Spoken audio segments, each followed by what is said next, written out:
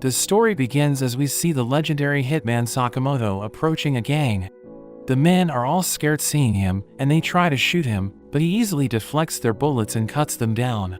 Another group of gangsters arrive, but Sakamoto is able to dodge their bullets and he takes them all out. We learn he was feared by everyone, and there were also other hitmen that looked up to him. But one day, he meets a girl named Aya, and he instantly falls in love with her, so he decides to retire, and he starts a family with her, but he ends up putting on weight. We see Sakamoto in his store, where he watches a boy playing with his bow, but his arrow doesn't hit the target. So he bends over to pick it up, but the ink in his bag falls out, and it ends up staining a man's clothes. So he gets angry, and he threatens to kill the boy, but Sakamoto stops him and stabs him in the neck. But we learn it was just his imagination, and the man finds him creepy, so he decides to leave. The boy thanks Sakamoto for saving him, but a psychic hitman named Shin knows that Sakamoto thought about killing the man. Shin introduces himself, but Sakamoto thinks about attacking him, so he freaks out, telling Sakamoto to stop killing people in his mind, and he reminds him that they used to work together. He realizes that Sakamoto has started a family business, and he wants him to make his comeback, but Sakamoto tells him he's retired. Shin reminds him about his reputation, asking him why he threw it away, but he starts eating noodles, and Shin realizes that he has changed, because he used to eat nothing but field rations. Shin prepares to smoke, but Sakamoto suddenly cuts his cigarette, and he points him to a sign, which mentions that they aren't allowed to smoke there, so Shin realizes that he hasn't lost his touch.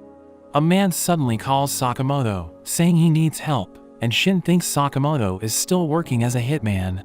But the man just asks for help trimming a tree, and he's able to do it with incredible speed. Shin continues to watch him as he helps everyone in the town, so Shin realizes that he's not the person he used to be, telling him he looks ridiculous.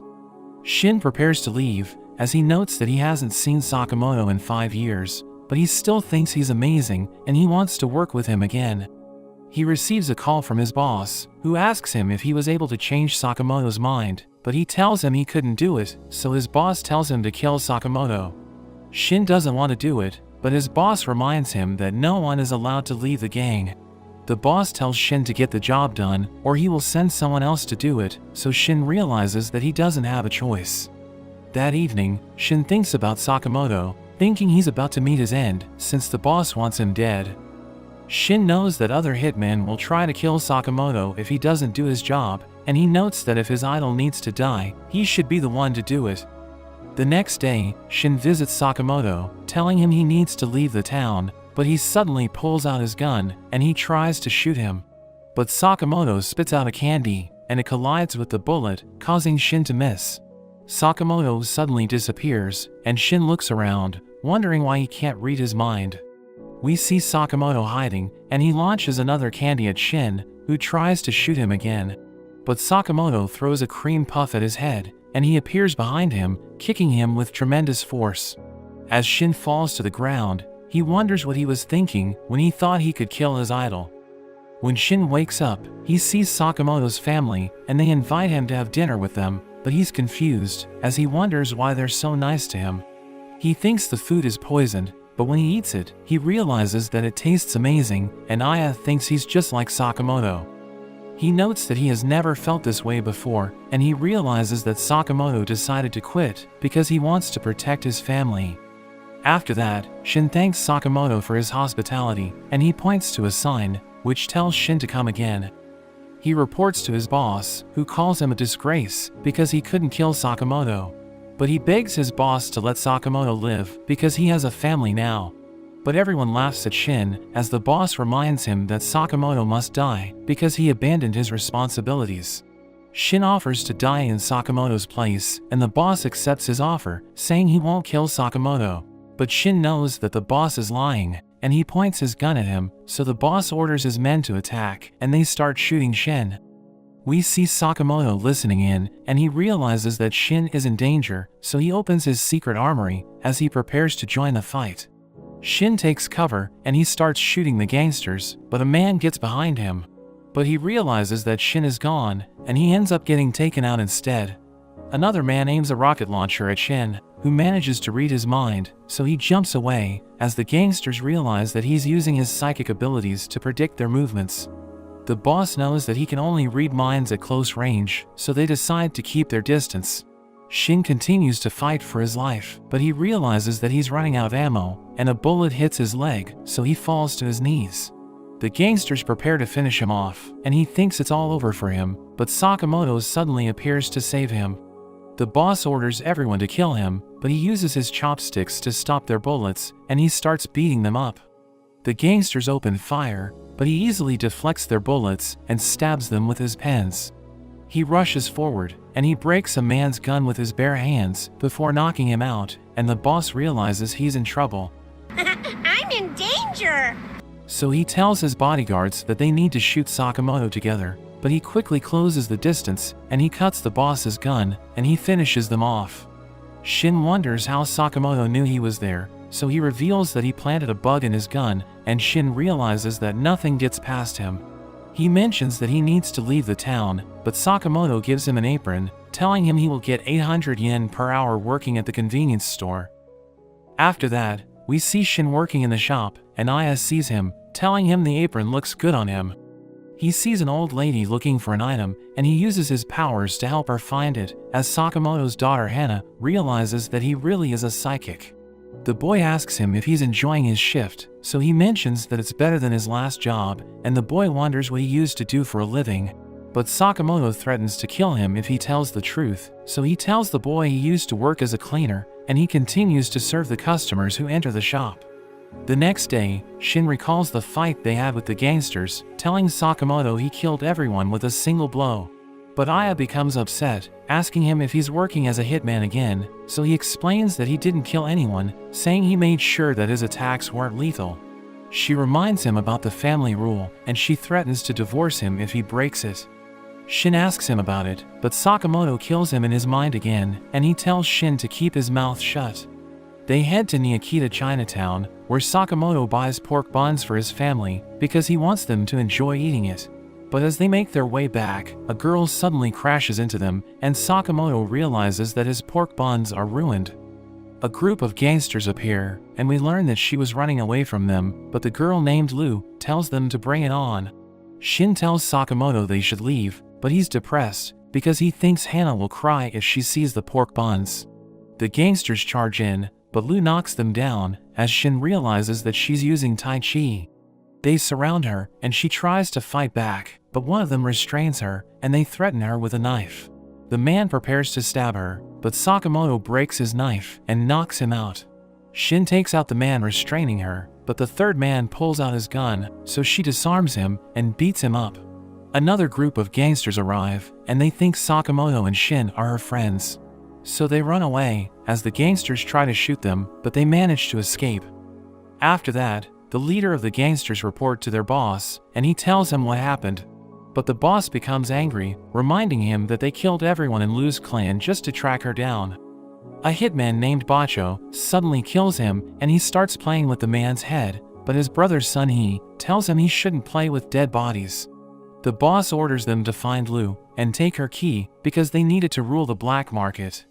Bacho asks him if they can kill anyone who gets in their way, so he tells them they can do whatever they want. We return to Lu, as she reveals that she's the daughter of a mafia family, and she explains that the gangsters want to take her key, so that they can use it to access her clan's hidden vault. Shin tells her to get rid of it, so that they will stop bothering her, but she refuses, as she reveals that her parents died protecting it, so she wants to defend it with her life. She doesn't want Shin and Sakamoto to get involved, so she bids them farewell, but Sakamoto asks her if she knows how to make pork buns. So she reveals that she knows how to make them, and he decides to help her, under the condition that she makes them for him.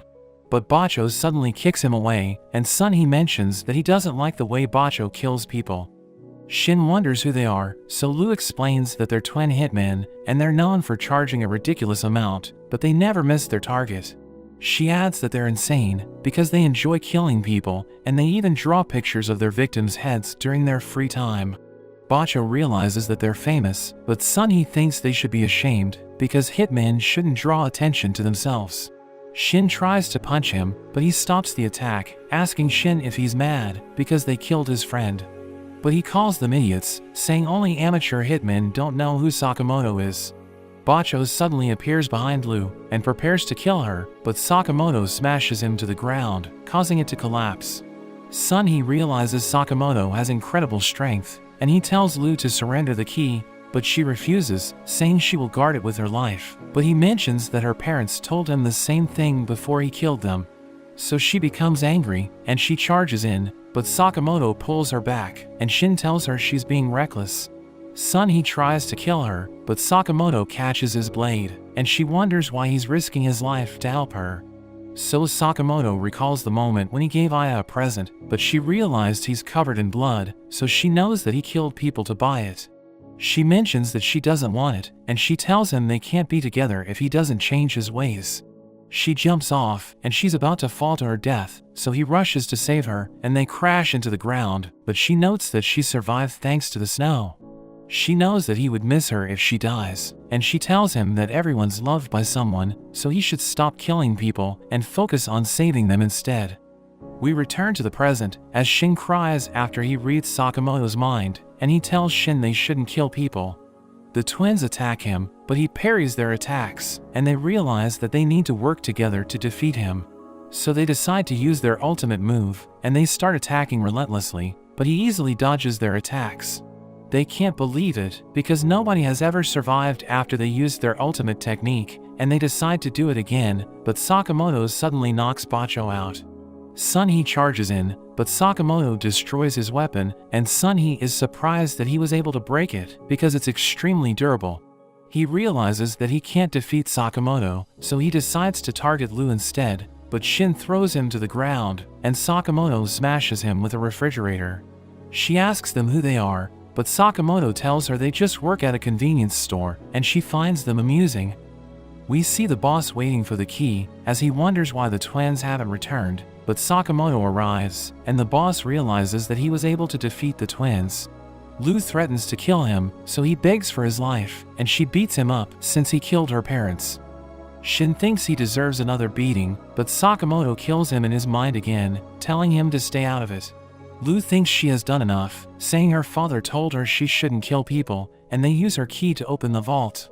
They realize it's full of treasures, but Shin notes that it contains strange items, and he reads a notebook, which mentions that it's full of the clan head's most treasured items. She wonders what her father left behind, and she sees a bottle of liquor with a note, which mentions that she should drink it when she's of age.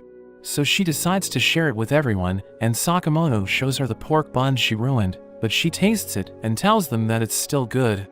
After that, Sakamoto returns to his store, and Shin gives him an orange juice, but he's surprised to see Lu wearing an apron. She reveals that she will make pork buns while she works there, but he thinks she doesn't need to work because she already inherited her clan's treasures. But she calls him an idiot, saying she will never use her family heirlooms to pay for her daily needs, so they start to argue. But Sakamoto tells him to be quiet, and he mentions that he was moved by the reason why Sakamoto decided to stop killing.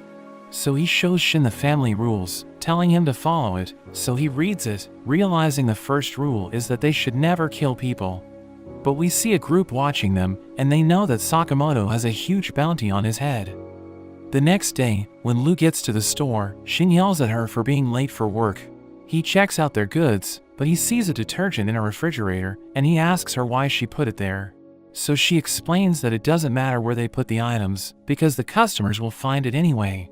He thinks she has never worked before, but she reveals that she used to help her father bury his victims, and he tells Sakamoto to fire her, because she's ruining the peaceful atmosphere. But he tells Shin to stop being mean to her, and he starts giving them orders, as they realize that he isn't acting like his usual self. The real Sakamoto joins them, so his friends wonder what's happening, but he completely ignores them. The imposter tries to stab him, but he dodges, so the man pulls out his gun. But Sakamoto threatens him with a cutter. He knows that the imposter is a hitman named Nagumo, and he realizes that Sakamoto hasn't lost his touch. Shin wonders why he wasn't able to read Nagumo's mind, but he laughs at Shin and Lu, because he was able to deceive them, so they hit him, and they ask Sakamoto about him. He mentions that he's only 18, but Sakamoto reveals that they used to work together, so he knows that Nagumo is 27. Shin and Lu beat him up for lying to them, but he mentions that Sakamoto has a 1 billion yen bounty on his head. Shin doesn't believe him, but he tells them the bounty was just posted the other day, so a few hitmen already know about it. A man suddenly arrives to deliver pizza, and he gives it to Sakamoto, but he turns out to be a hitman, and he threatens to kill Nagumo if they don't cooperate. But they ignore him, and Nagumo suddenly strangles him from behind, telling them he wasn't lying about the bounty. He prepares to kill the man, but Sakamoto stops him, so Nagumo realizes that he's now against killing people. He wonders if Sakamoto can stop the hitmen in his group, so everyone feels threatened, but he explains that he's just joking, saying they only kill other hitmen. Sakamoto wonders who wants him dead, but Nagumo explains that he doesn't know, telling him everyone has their eyes on him because he took down the gang that was after Lu. Nagumo leaves with the hitman, and Shin tries to follow him, but he suddenly disappears, as Shin wonders if he's on their side. We see a group of hitmen watching Sakamoto, and they think he looks pathetic, so they wonder why he has a bounty of 1 billion yen. But their leader tells them not to underestimate him, because he used to be in a notorious group known as the Order. He suddenly talks to them, saying he will make them suffer if they don't stop stalking him, and he destroys their camera. After that, Shin is worried that other hitmen will try to kill Sakamoto, who thinks they should keep a low profile, because they still don't know who their enemy is. But Hannah suddenly appears, and she mentions that she's ready for tomorrow, reminding him that they'll be watching Sugar Bunny together. So he becomes nervous, as he realizes that he forgot about his promise to her. They head to the amusement park, where Aya and Hannah enjoy the rides, but Sakamoto and his friends are worried, because they could be attacked at any time. Hannah mentions that the place is enormous, and she notes that their mascot looks cute. Aya tells everyone they will have fun together, but Sakamoto and Shin can't relax. Shin tells Lu they should protect him so that he can spend time with his family, but she wonders how they will find the hitmen around them since the place is so crowded. So Shin explains that he will use his powers to read everyone's minds, but he mentions that he needs to concentrate to do it. He tells Sakamoto that a hitman is approaching, and we see that he's disguised as a janitor. Lu distracts Hannah, while Sakamoto approaches the hitman, who tries to make his move, but he stabs him with his pen first, and his friends hide the man's body. They take him to a forest, where Shin mentions that Sakamoto avoided his vital organs, and he thinks it's amazing, because he knows that it's extremely difficult to pull off. Another hitman named Tatsu watches them from a distance, and he knows that Shin has psychic powers, so he wonders how he's supposed to reach Sakamoto. But he comes up with a plan, as he realizes that Shin won't be able to read anything if he just empties his mind. We see everyone riding a roller coaster, and Lu sees Tatsu, saying he looks suspicious, but Shin tells her he isn't thinking about anything. But he thinks about his cover being blown, so Shin realizes that he's a hitman. He tells Sakamoto he's in trouble, and as the ride speeds up, Tatsu tries to shoot him, but he uses his bulletproof glasses to deflect it. Shin removes his safety bar, and as the ride approaches a loop, he jumps off, and he disarms Tatsu, breaking his restraints. He jumps away with him, but Tatsu kicks Shin, who barely manages to survive the fall. He prepares to fight Tatsu, but he notes that he can't read his mind, and he realizes that the roller coaster is about to hit him. So he jumps into the air, but Tatsu throws knives at him, and he tries to dodge them, but his leg gets hit. He starts to feel strange, as he realizes that he was poisoned, and Tatsu tells him he's doomed, but he refuses to give up. Tatsu tells him he has the same eyes as Sakamoto, saying he knows that they both fear death, and he thinks it makes them weak, telling Shin he could have dodged the knives if he wasn't afraid to die. But he explains that Sakamoto fears death because he wants to protect his family, saying people fight harder when they're trying to defend something. Tatsu knows that Shin has been blinded by his poison, and the roller coaster is about to hit them again. So they jump up, but Shin lands on it, and he grabs onto Tatsu, trying to hit him, but he fights back, as Shin realizes he's in trouble. So he reads everyone's minds, and he realizes that Sakamoto is at the Sugar Bunny show, so he jumps off with Tatsu. They crash into the Sugar Bunny's tent, and one of the performers becomes upset because they interrupted the show. Tatsu threatens to kill him, but the Sugar Bunny interferes, and we learn that it's Shin, telling Tatsu he's ready for round 2. He thinks Shin doesn't stand a chance because he's still blind, but he manages to land a punch, and everyone thinks it's part of the show, so they start cheering for him. Tatsu attacks with his knives, but Shin counters with a devastating kick, and he wonders how Shin can see him. Aya talks to Sakamoto, but he keeps quiet, so she thinks he's enjoying the show, but we learn that he's giving Shin instructions while he's watching the fight. Tatsu is getting destroyed, and he wonders what's happening, because Shin is reading his every move. He manages to cut the costume, but he realizes that Shin's eyes are closed, and Sakamoto tells him to end the fight. So he kicks Tatsu with all his might, knocking him out, as the host mentions that the Sugar Bunny just used his ultimate move. So everyone celebrates, and he's glad that he was able to protect Sakamoto. We see two other assassins, Boiled and Abaguro, at the park, and Boiled mentions they will be doing things his way. But he suddenly yells at Abaguro, and he tells her not to step on the ants, because they shouldn't kill anyone other than their target. Lu tells Shin to stop moving, and she gives him the antidote for his eyes, but he finds it painful, so he runs away, but she reminds him that she still needs to use the antidote on his other eye. She thinks he's lucky, because Tatsu had the antidote with him, but he explains that it's just standard practice for someone who uses poison. Sakamoto wonders who hired him, as Lu takes his poison knife and stabs him with it. She mentions that she will spill 1 drop of his antidote every second, telling him to talk before it's too late, but Shin reminds her that they still need to use it on his other eye. Tatsu reveals that he works for a company called Dondenkai, but he mentions that it's a toxic workplace, which always forces them to work alone. Shin wonders why Lu's threat worked on him, reminding him that he mocked them for fearing death.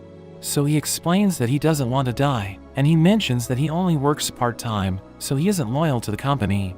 He reveals that he's registered with the JAA, but Lu doesn't know about it, so Shin shows her his license, and she realizes that it stands for the Japanese Association of Assassins. He explains that it manages professional hitmen, revealing that he and Sakamoto used to be members, and he mentions that there are only 400 pros in Japan. Aya and Hana suddenly appear, and Hana recognizes Tatsu as the bad guy who got beat up. Aya wonders what they're doing there, so Shin tells her they're watching him practice for the show, and they leave to eat lunch together. Shin takes his knife, telling him to leave them alone, but he wonders why they spared his life, so Shin explains that they're just there to enjoy the amusement park. Hana gives him a band-aid, telling him she was impressed by his performance, and she bids him farewell. As they leave, we see that he has a knife, and he uses it to remove his restraints, but we learn that he no longer wants to kill Sakamoto. We see Sakamoto and the others having lunch together, but Shin mentions that he has brain fog, thinking it's because of the antidote. He notes that he won't be able to read minds because of it, so Lu tells Sakamoto they should call it a day. But Aya realizes that they're acting strange, so she wonders if they're hiding something. We see Tatsu in the restroom, as Boiled suddenly appears behind him, and Abaguro takes him down. She tries to intimidate him, but Boiled tells her she's a nice girl, so she shouldn't spread her legs. Tatsu wonders what they're doing there, so Boiled tells him they will finish his job, as Abaguro reminds him that the company will punish him for failing to kill Sakamoto. So he thanks them for their help, and Boiled mentions that the scar on his face remembers Sakamoto, so Abaguro wonders if he was the one who gave him the scar. But Boiled tells her he just tripped and fell the other day, as Tatsu notes that they're both weirdos. But he knows that they're the most brutal pair the Dondenkai has ever seen, because they killed 100 people 2 years ago, so he thinks Sakamoto and his friends don't stand a chance. We return to Sakamoto, as Shin tells Aya they're not hiding anything, and Hana asks them if they don't like the amusement park, but they tell her they're having a great time. Shin and Lu stay alert, as Sakamoto's family enjoys the rides, and they all have a great time. Later that day, Lu tells Sakamoto that the park is open and well lit, so the assassins won't attack them there. But Aya and Hana want to check out the haunted house, and they realize it's where they might get attacked. The guide welcomes everyone to the Ward of Whales, saying it's filled with the spirits of patients who died there, and she warns them that no one has left the place alive. Lu is frightened, so she starts drinking, and they enter the operating room, as Boiled watches them through a hidden camera. Sakamoto's family is having fun, but he tells his friends to stay alert, and a hitman suddenly attacks them from behind. Aya and Hana think he's just a zombie, but Sakamoto beats him up, and he suddenly stops moving, so everyone wonders what happened, but Shin is impressed by Sakamoto's moves. They see the hitman's license, realizing he was just a rookie, but Boiled and Abaguro continue to observe them. Abaguro looks forward to fighting Sakamoto, but Boiled tells her not to touch him because he has a score to settle with him. She promises to let Boiled fight him, thinking Sakamoto is his friend, but he tells her it's not the case. In a flashback, we see Sakamoto at the Hitman training center when Boiled tells him he defeated one of his friends during practice. But he mentions that he isn't there for revenge, and Sakamoto repeatedly hits the target as Boiled realizes that he's extremely skilled. They start spending time together, and we see them in a restaurant as Boiled mentions that everyone's celebrating Valentine's Day, but he mentions that they don't have time for love. But a group of girls suddenly approach Sakamoto, and one of them gives him a gift, saying she wants him to be her Valentine. He finds his locker filled with presents, and he sees Nagumo, who reveals that he also received gifts from the girls. He asks Sakamoto about Boiled, but he mentions that he doesn't know him, and he tells him he can have the chocolates. We return to the present, as Abaguro realizes that Boiled has a beef with Sakamoto, so she promises not to get in his way. Sakamoto defeats a group of hitmen, and Lu continues to drink, telling Shin it's just a good luck remedy, but he realizes that it's alcohol. They see a suspicious door, and they hear someone banging on the other side, but Lu is already drunk, so she opens it, and they get attacked by countless assassins. Sakamoto tries to fight them off, but he realizes that his family is in danger, and Boiled suddenly attacks him, and he gets separated from his family. Boiled wonders if Sakamoto remembers him, but he explains that he doesn't, and Boiled is sad hearing this. Shin defeats the hitman, and he sees Aya and Hana on the ground, realizing they're unconscious. Abaguro appears behind him, telling him he's no match for her, but Lu suddenly kicks her away, as he realizes that she's using Drunken Fist to fight. We return to Sakamoto, as he wonders where his family is, but Boiled tells him to look for them himself.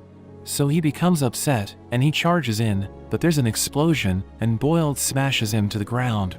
Abaguro hears them fighting, so she gets distracted, and Lu tries to punch her, but she blocks the attack and shakes Lu's head, which makes her dizzy.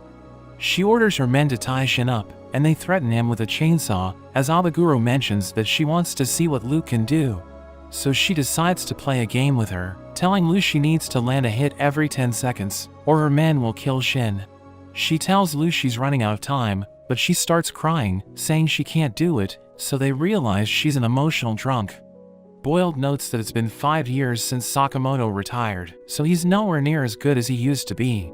He tries to fight back, but Boiled uses his bombs to take him down, telling him he's no match for his Super Ball bombs. He suddenly remembers Boiled, because he always gave his equipment ridiculous names, and we learn that Sakamoto found him cringy, but he recalls seeing a note written by Boiled. Boiled continues to attack him, as he reveals that he always looked up to him, but he mentions that he's upset, because Sakamoto has become a weakling, who can't even protect his family. He attacks Sakamoto with his rocket dynamite punch, which sends him flying, and he thinks the fight is over. But he suddenly feels threatened, as Sakamoto gets back up, saying he knows what Boiled's bombs are made of. He mentions that he now remembers him, and we see that he's back in his prime, telling Boiled he will show him what he can do. Abaguro starts fighting Lu, who dodges her attack, and counters with her hair, but she mentions that she just got lucky. The men reset the timer, and Shin notes that he's still alive, because Lu is putting up a good fight, but he tells her to fight seriously. Abaguro smashes her to the ground, and she thinks the fight is over, but Lu suddenly starts laughing, and she continues to drink. So Abaguro attacks her again, but she can't hit her, so she grabs onto her, but she still misses, and Lu counters with a kick. Abaguro is impressed, telling Lu to try killing her, but she explains that she can't, because it's against the family rules. But Abaguro tells her she isn't a part of Sakamoto's family, and she calls her an idiot, but Lu becomes angry hearing this. Abaguro notes that she's getting stronger, and she gets pushed back, as she realizes that Lu is about to finish her off. But Lu's fist barely touches her, and she suddenly sobers up, asking Shin what's happening. Abaguro appears to be upset, since Lu didn't finish her off, but she's actually happy, because she has finally found a worthy rival. We return to Sakamoto, as Boiled wonders how he lost his weight, but he thinks it doesn't matter, because he's convinced that Sakamoto has already lost his touch. But he suddenly charges in, and punches him away. Boiled struggles to keep up with him, and he uses his rocket dynamite punch to fight back. But Sakamoto destroys it, and continues to beat him up, as he realizes that Sakamoto is back in his prime. He throws his super ball bombs, but Sakamoto catches all of them, and uses them to attack Boiled, who wonders why he's no match for Sakamoto. So he explains that he's fighting to protect his family, revealing that they give him the strength to fight on. We see a couple on the Ferris wheel, and the boy goes in for a kiss, but Sakamoto and Boiled crash into a nearby cab, and Boiled admits that he still respects Sakamoto. Aya wakes up, but she wonders why they're no longer in the haunted house, so Shin tells her he doesn't know what happened. But she wonders why his clothes are dirty, so he explains that it's because of the zombies, and he leaves to look for Sakamoto. We return to the Ferris wheel, as Sakamoto and Boiled leave the cab, and the conductor asks them if they're okay. So Boiled tells her she shouldn't embarrass them by asking them if they got hurt, but she tells him he needs to pay for the damages. After that, Boiled admits defeat, and he promises to leave Sakamoto alone, but he completely ignores him. He starts eating a pork bun, and Boiled mentions that he wants to taste it, but Sakamoto gives him his leftovers, saying he needs to save the rest for his family. Shin is surprised to see him, wondering how he lost weight, and he starts taking pictures of him. Boiled asks him what he'll do about his bounty, telling him the Don Denkai will keep trying to kill him, but he freaks out as he sees Aya, who realizes that there's a bounty on his head. She asks them to explain what's happening, so Sakamoto reveals that hitmen have been trying to kill him, and she wonders why he didn't tell her about it, so he explains that he didn't want her to worry. But she reminds him about the sixth family rule, which mentions that they aren't allowed to keep secrets from each other, telling him to deal with his problems without hiding anything from her. Everyone enjoys the parade, but Shin wonders how they can get rid of the bounty, so Sakamoto mentions that they should take down the client. But Abaguro thinks they won't be able to find him, because the bounties are managed by the JAA. Boiled thinks their boss might be able to help them, but he mentions that he doesn't know where to find him, and he leaves with Abaguro. Shin wonders what they should do next, because they don't know where to find the Don Denkai headquarters, but Sakamoto mentions that he knows someone who can help them. The next day, Sakamoto regains all the weight he lost, and Shin wonders how it happened, but Lu isn't surprised, because he never stops eating. They head to a video rental store, where Shin sees a film about the Don Denkai, and he asks Sakamoto about the shop, so he reveals that it sells information in movie form. They watch the film together, and we learn that the Don Denkai is a hitman organization with over 50 members. It was founded by an assassin who turned a building into their headquarters, but he ends up dying at the end of the movie. The shopkeeper tells them to pay over 700,000 yen for the film, and Sakamoto uses his credit card to pay for it. But Shin notes that it's expensive, asking him how he still has that much money, so he reveals that he still has his savings from his bachelor days. As he's about to leave, the shopkeeper warns him to be careful, because someone close to him might be involved. So Sakamoto asks him what he means, but he mentions that he can't reveal everything, because the film isn't available yet. We see Nagumo with the other members of the order, and a hitman named Hyo asks him about Sakamoto. But he plays dumb, and Hyo finds him sus, so he tries to stab him, but Nagumo tells him to save his knife for the main dish. Another hitman named Shishiba mentions that they're causing a mess, but an assassin named Saragi warns him about his food. So he calls the chef, and he stabs his hand, asking him why there are onions in his dish. A man named Arya thanks them for coming, and he reveals that he's from the JAA, saying he's glad to see all the members of the order. But Hyo mentions that 4 of them didn't attend, and Shishiba notes that 3 of them are always absent. But he wonders why their oldest member Takamura isn't there, thinking he must have forgotten because of his age. Arya reveals that someone has been killing the hitmen in the JAA, so they've decided to ask for the order's help to hunt down the man responsible for it. Sakamoto and his friends reach the Don Denkai headquarters, and he thinks they should avoid fighting, so they decide to sneak in.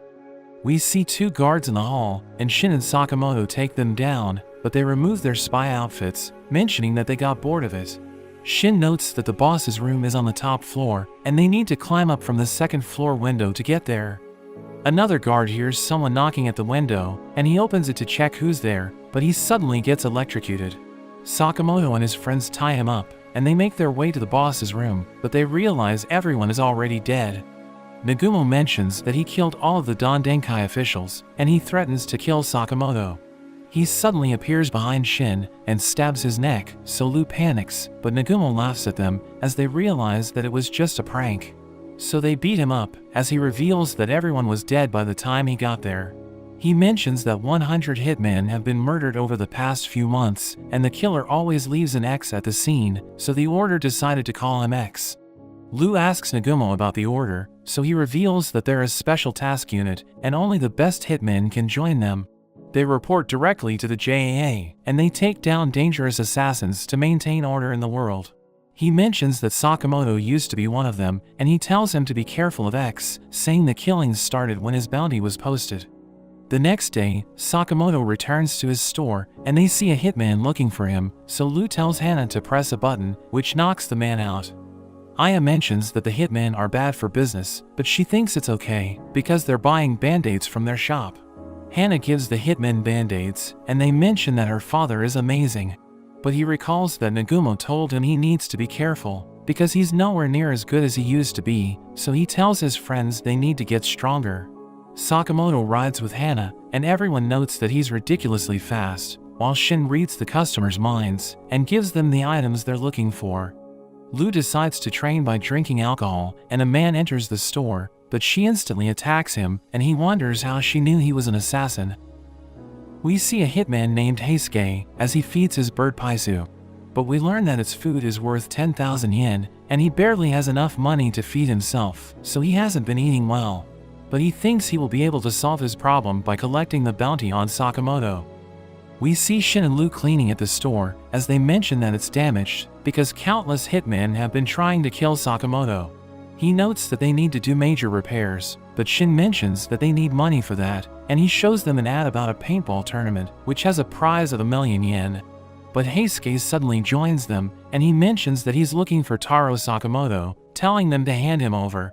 They realize that he's a hitman, but he doesn't recognize Sakamoto, so they tell him they don't know the person he's looking for.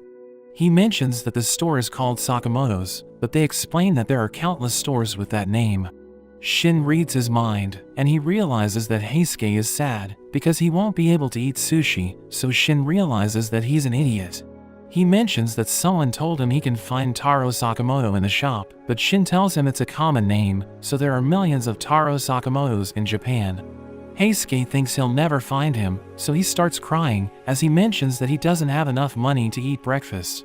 They hear his stomach growling, and he leaves the shop, but they realize that he's staring at them, so they decide to give him some pork buns. He thanks them for the food, but Shin notes that he's the dumbest hitman he has ever met. That evening, we see Heisuke fixing his tent, which his grandmother gave him, but he notes that it's in terrible condition. He recalls that his boss told him to quit because he doesn't have what it takes to be a hitman, and he's determined to prove him wrong. But there's suddenly a gust of wind, which causes his tent to collapse. He sees the ad about the paintball tournament, and he thinks he can buy a home with the 1,000,000 yen cash prize, so he decides to participate. The next day, we see everyone preparing for the tournament, as Shin and Sakamoto receive their earpieces, which they can use to communicate. But Lu decides to just cheer for them, since she thinks it's a barbaric game. He reminds her that they're doing it for the money, but he thinks it's okay if she doesn't join them, because they don't need her help to win the contest. They see Heisuke arguing with a girl, who tells him he can't take part by himself, since it's a team competition. So he falls into despair, but he sees Sakamoto and his friends, and he begs them to help him, so they reluctantly allow him to join their team. The host welcomes everyone to the event, telling the players they will be eliminated if they're hit, and she tells them to enjoy the game, saying everyone will clean the street after the event. The players get into position, but Heisuke wonders what he's supposed to do, so Shin just tells him to shoot their enemies. We see a team watching them, thinking they're all noobs, but as the game begins, Heisuke shoots all of them in an instant. Shin is impressed by his skills, and the men can't believe what happened. Another team attacks them from behind, so Shin shoots them down, and we see players behind Sakamoto, but he disarms them and takes them out. The host thinks his team will win the game, and Heisuke is happy to have friends that watch his back. But Shin can't believe he already trusts them. He notes that they're incredibly skilled, and he offers to serve as their decoy, telling them to cover him. But we see Lu has been drinking, and she calls Sakamoto by his full name, so Heisuke checks the picture of his target. He thinks it looks nothing like Sakamoto, but Lu mentions that his appearance changed because he gained weight, saying his glasses and hair are still the same. Shin interrupts her, and he mentions that the picture isn't Sakamoto, but Heisuke doesn't believe him, and he points his gun at Sakamoto. He mentions that he will get the prize and the bounty, but the other players start shooting them, so they run for cover. Shin and Sakamoto take them out, but Heisuke calls Paisu, who gives him his rifle, and he aims at Sakamoto. Shin realizes that he's holding a real gun, and he pulls the trigger, but Sakamoto deflects it with his hand. Heisuke realizes that killing him won't be easy, so he decides to find a good spot, and Shin prepares to run after him, but Sakamoto tells him they still need to defeat the other players. Heisuke realizes that his target was right under his nose, and he starts crying because he thought Shin and Sakamoto were his friends. But he's determined to complete his mission so that he can make his mark as a hitman. The game reaches its climax as the players continue to shoot each other, but Shin can't find Heisuke, so he decides to look around. But Sakamoto tells him he needs to be careful when dealing with a sniper, saying they must find Heisuke without giving away their position.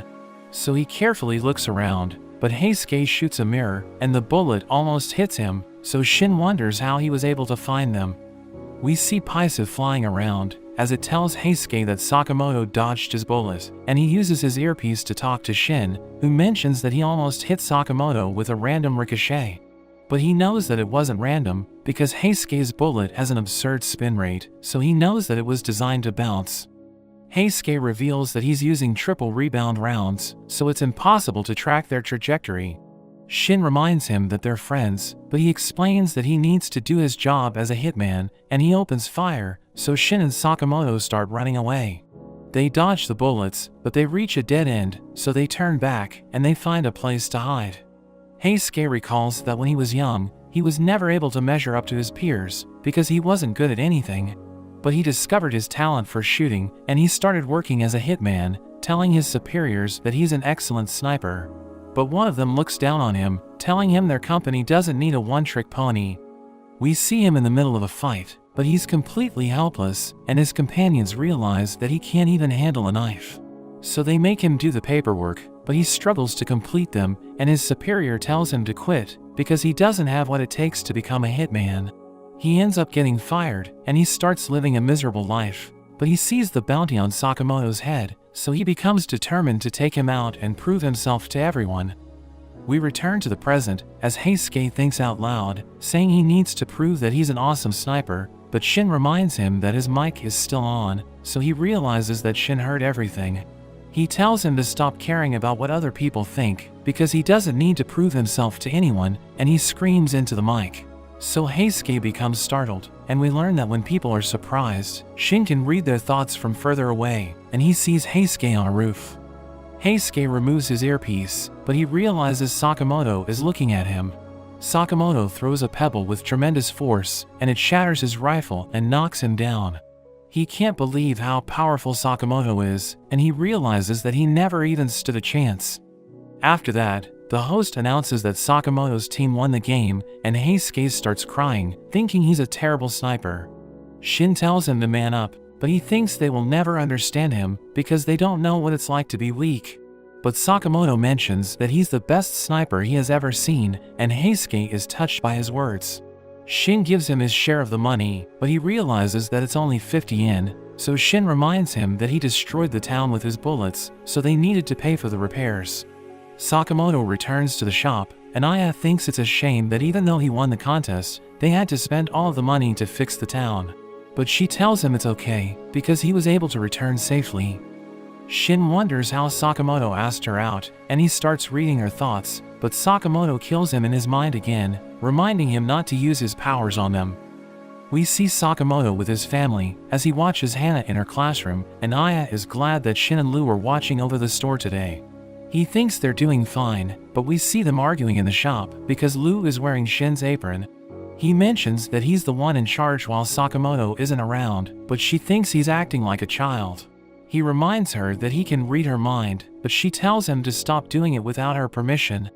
Heisuke joins them, and he asks for free pork buns, but he sees them arguing, as Lu mentions that she doesn't like spending time with Shin, because he keeps reading her thoughts. He becomes upset hearing this, and he walks away, as Heisuke wonders if he can eat the pork buns on the ground, but she just tells him to leave. She thinks about Shin, as she notes that she has never seen him like that before. But a group of men suddenly enter the shop, and they think she's Shin, because she's wearing his name tag, so they take her away. Their leader Tanaka mentions that Shin disappeared from the lab 10 years ago, and they think he dyed his hair so that he can disguise himself as a girl. The driver named Seba thinks they have the wrong person, but Tanaka becomes upset because he's convinced that they have captured their target. He reveals that the lab performed experiments to create psychics, and Shin is the only subject they worked on, so he has the ability to read minds. Tanaka finds him creepy, thinking nobody likes him because of his powers, and he calls him a miserable loser. But Luz suddenly attacks him, telling him not to pick on Shin, because he's a much better person than him. She reveals that she's not Shin, and Tanaka can't believe it, but Seba tells him he needs to learn to listen to people. Meanwhile, Shin returns to the store, but he realizes that Lu isn't there, and Sakamoto arrives with his family. He asks Shin what's going on, so he explains the situation, and Sakamoto reveals that he knows where to find her, because he put a tracker on his name tag.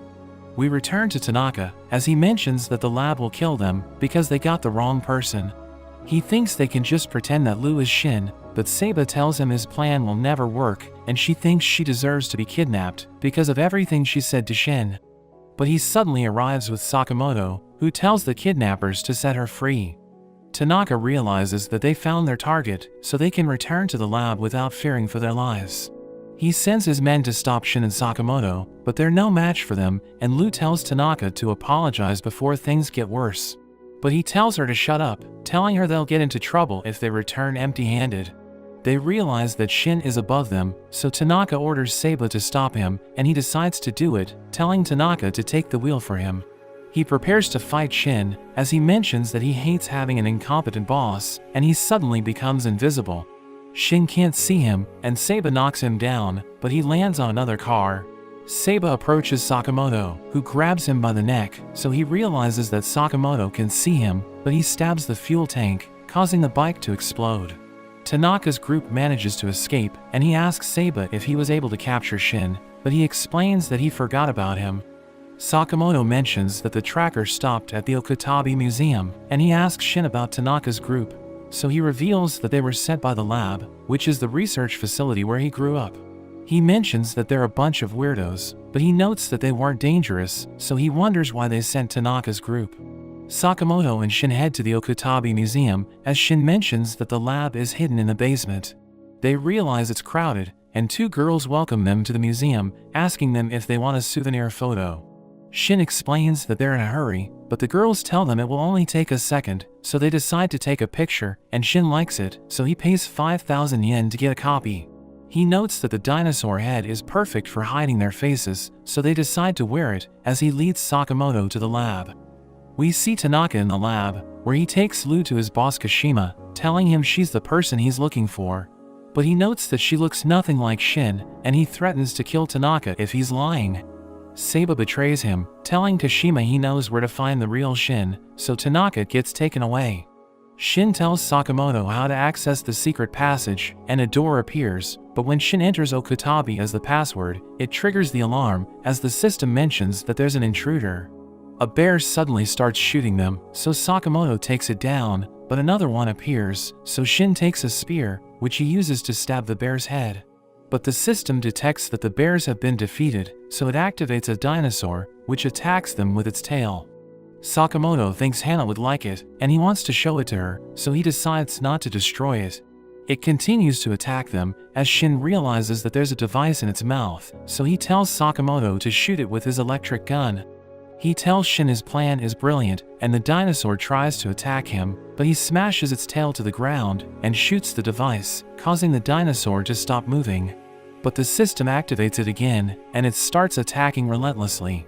Sakamoto tries to take another shot, but it destroys his pistol, so he becomes upset, and he decides to get rid of it.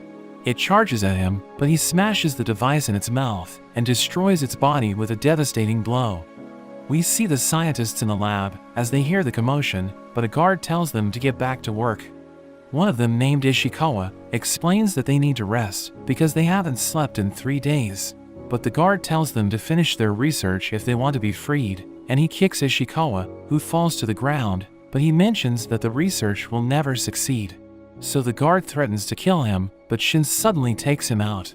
The scientists recognize him, and he asks them about the director, so Ishikawa reveals that he's locked up in the lowest floor, saying the lab was taken over by a group of assassins. Ishikawa reveals that 1 year ago, Kashima arrived with his group, and they told the scientists to invent new weapons for them. Ishikawa adds that he's their boss, but there are other leaders who don't wear suits. He tells Shin and Sakamoto they need to leave, but they see the leader of the floor approaching, so the scientists help them hide in the locker. We cut to Tanaka, who begs the guards to let him out, but Lu kicks him, and she tries to break out of the cell. But the director Asakura tells her she can't break the bars with a rock, and he reveals that he has a plan. We see the leader of the floor named Horiguchi, who asks the scientists what they're hiding, and Ishikawa plays dumb. But he stabs his hand because he knows that they're hiding something, and Shin becomes upset, so he comes out of hiding. Horiguchi realizes that he's there to stop their research, and he wants to show him the beauty of his work, so he takes out a syringe and stabs him from behind. He mentions that it's time for an experiment, and he activates a switch, which changes Shin's speaking pattern. He reveals that he placed a needle in Shin's head, which messes up the signals in his brain, and he starts attacking, but he struggles to hit Horiguchi. But Sakamoto joins the fight, and he knocks him out with a single punch. He reveals that he was stuck in the locker, and he's glad that he was finally able to escape, telling Shin he will help him clean up his childhood home. We see Saragi and Shishiba approaching the museum, because Nagumo told them that the place is connected to X. But they know his information isn't the most reliable, so they decide to investigate it themselves. Heisuke heads to the store, as he reveals that he found 500 yen, so he wants to buy some food. But he realizes that Hana is the only one there, and she's sad because she forgot to tell Sakamoto and his friends that they were supposed to attend a school event together. So he promises to find them for her, and Paisa flies off to search for them. Meanwhile, in the lab's basement, Lu becomes angry because she thinks Asakura was the one who got her kidnapped. But he tells her that isn't the case, and reminds her that he's also a prisoner. She realizes he's on her side, and asks him to tell her everything he knows. Horiguchi recognizes Sakamoto as a legendary hitman, and mentions that his power and speed are impressive, but he tells Sakamoto he needs to lose weight. He realizes that there's a needle stuck in his neck, and he tries to attack Horiguchi, but he ends up hitting Shin instead. He notes that his body moved on its own, and Horiguchi reveals that his needle makes them confuse friends for foes. But he suddenly punches Horiguchi, telling him he just needs to think about hitting Shin whenever he attacks, and Horiguchi realizes that he's a worthy opponent. We return to Asakura, as he reveals that he was locked up in the cell, because he didn't cooperate with the guards. Lu wonders why she was kidnapped, but he tells her he doesn't know, and he recalls that it all started because Tanaka mistook her for Shin, so she starts blaming him. Asakura mentions that he knows Shin, and he reveals that he accidentally gave him psychic powers by getting him mixed up in his research. In a flashback, we see Asakura looking after Shin because his friend asked him to do it, but he suddenly disappeared. So Asakura decided to raise Shin, who was with him while he was studying how to give the human brain supernatural powers. He thinks his research will make everyone happy if he figures things out, so he's determined to succeed, but he struggles to raise Shin while he works on his experiment. The other scientists think he's just wasting his time because his research will never work, but Shin tells them he believes in him. One evening, Asakura realizes he's making progress, but Shin suddenly wakes up and drinks the serum he's working on. It causes him to throw up, so Asakura becomes worried, but he notes that Shin hasn't changed at all, so he thinks his experiment was a failure. But he realizes that Shin can read minds, and he starts telling everyone what they're thinking. But they find him creepy, so they start avoiding him, and Asakura wants to cure him, but Shin tells him he wants to keep his powers. Asakura feels guilty because he got Shin mixed up in his research, but he becomes upset and runs off. We return to the present, as Asakura mentions that he doesn't know if he can face Shin, but Lu notes that he's happy with his powers. She mentions that she also had a fight with him, and she tells Asakura they should apologize together. She reveals that Sakamoto has a family rule, that they should make peace when they fight, and Asakura is determined to make it up to Shin. He uses a solution to melt the lock, and Lu wonders why he didn't use it earlier. So he reveals that he wanted to stay there, because he didn't want to help the others with their research. The door suddenly opens, and the guard rushes to see what's wrong, but Lu suddenly knocks him out. Sakamoto hits Shin again, as Horiguchi reveals that he can turn the switch off, and he uses a drug to make his arm massive. He starts attacking them, so Shin tries to fight back, but Horiguchi activates the switch again, and Shin ends up hitting Sakamoto. Horiguchi strengthens his leg, and he pushes Shin back. Sakamoto tries to attack him from behind, but he activates the switch, so Sakamoto hesitates, and he blows him away. He thinks even the legendary Hitman is no match for the power of science, and he stabs Shin repeatedly, saying he doesn't know why the boss is interested in his psychic powers. He thinks it's stupid, but Sakamoto tells him that it isn't true, and he mentions that he can prove it to him. Horiguchi decides to go all out, and he suddenly becomes massive, so Shin is worried, but Sakamoto tells him he has a plan. Shin walks forward, but he turns around, and Horiguchi prepares to take him out. But Sakamoto tells Shin he'll use his right hand, so he dodges, and the attack lands on Horiguchi. They stick to the plan, and Sakamoto delivers a devastating combo, which sends Horiguchi flying. After that, the scientists remove the needles from Sakamoto and Shin's neck. They think they owe Shin an apology, but he tells them he's happy with his power, and he mentions that he's working for Sakamoto. Ishikawa thanks him for looking after Shin, and he tells Sakamoto he was barely able to dodge his attacks, telling him he's amazing despite gaining weight, but he kills Shin in his mind again, because he insulted his body. They make their way to the basement, as Sakamoto tells Shin not to underestimate the members of the Order, because he's nothing compared to them. Sakamoto tells him to play dead if he sees one of them, but he suddenly activates a trap, so he pushes Shin to safety, and he falls into a hole.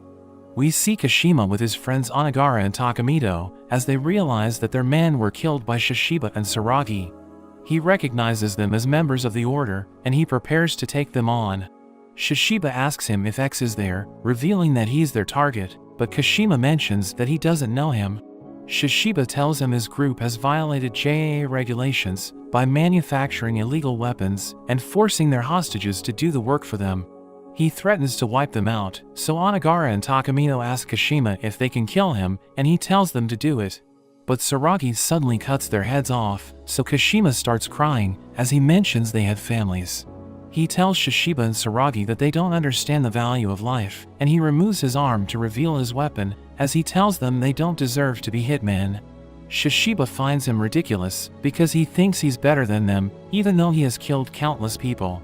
Shishiba is about to trash talk his boss, but he suddenly attacks him, and he mentions that his kills are acceptable, because he's just following his boss's orders.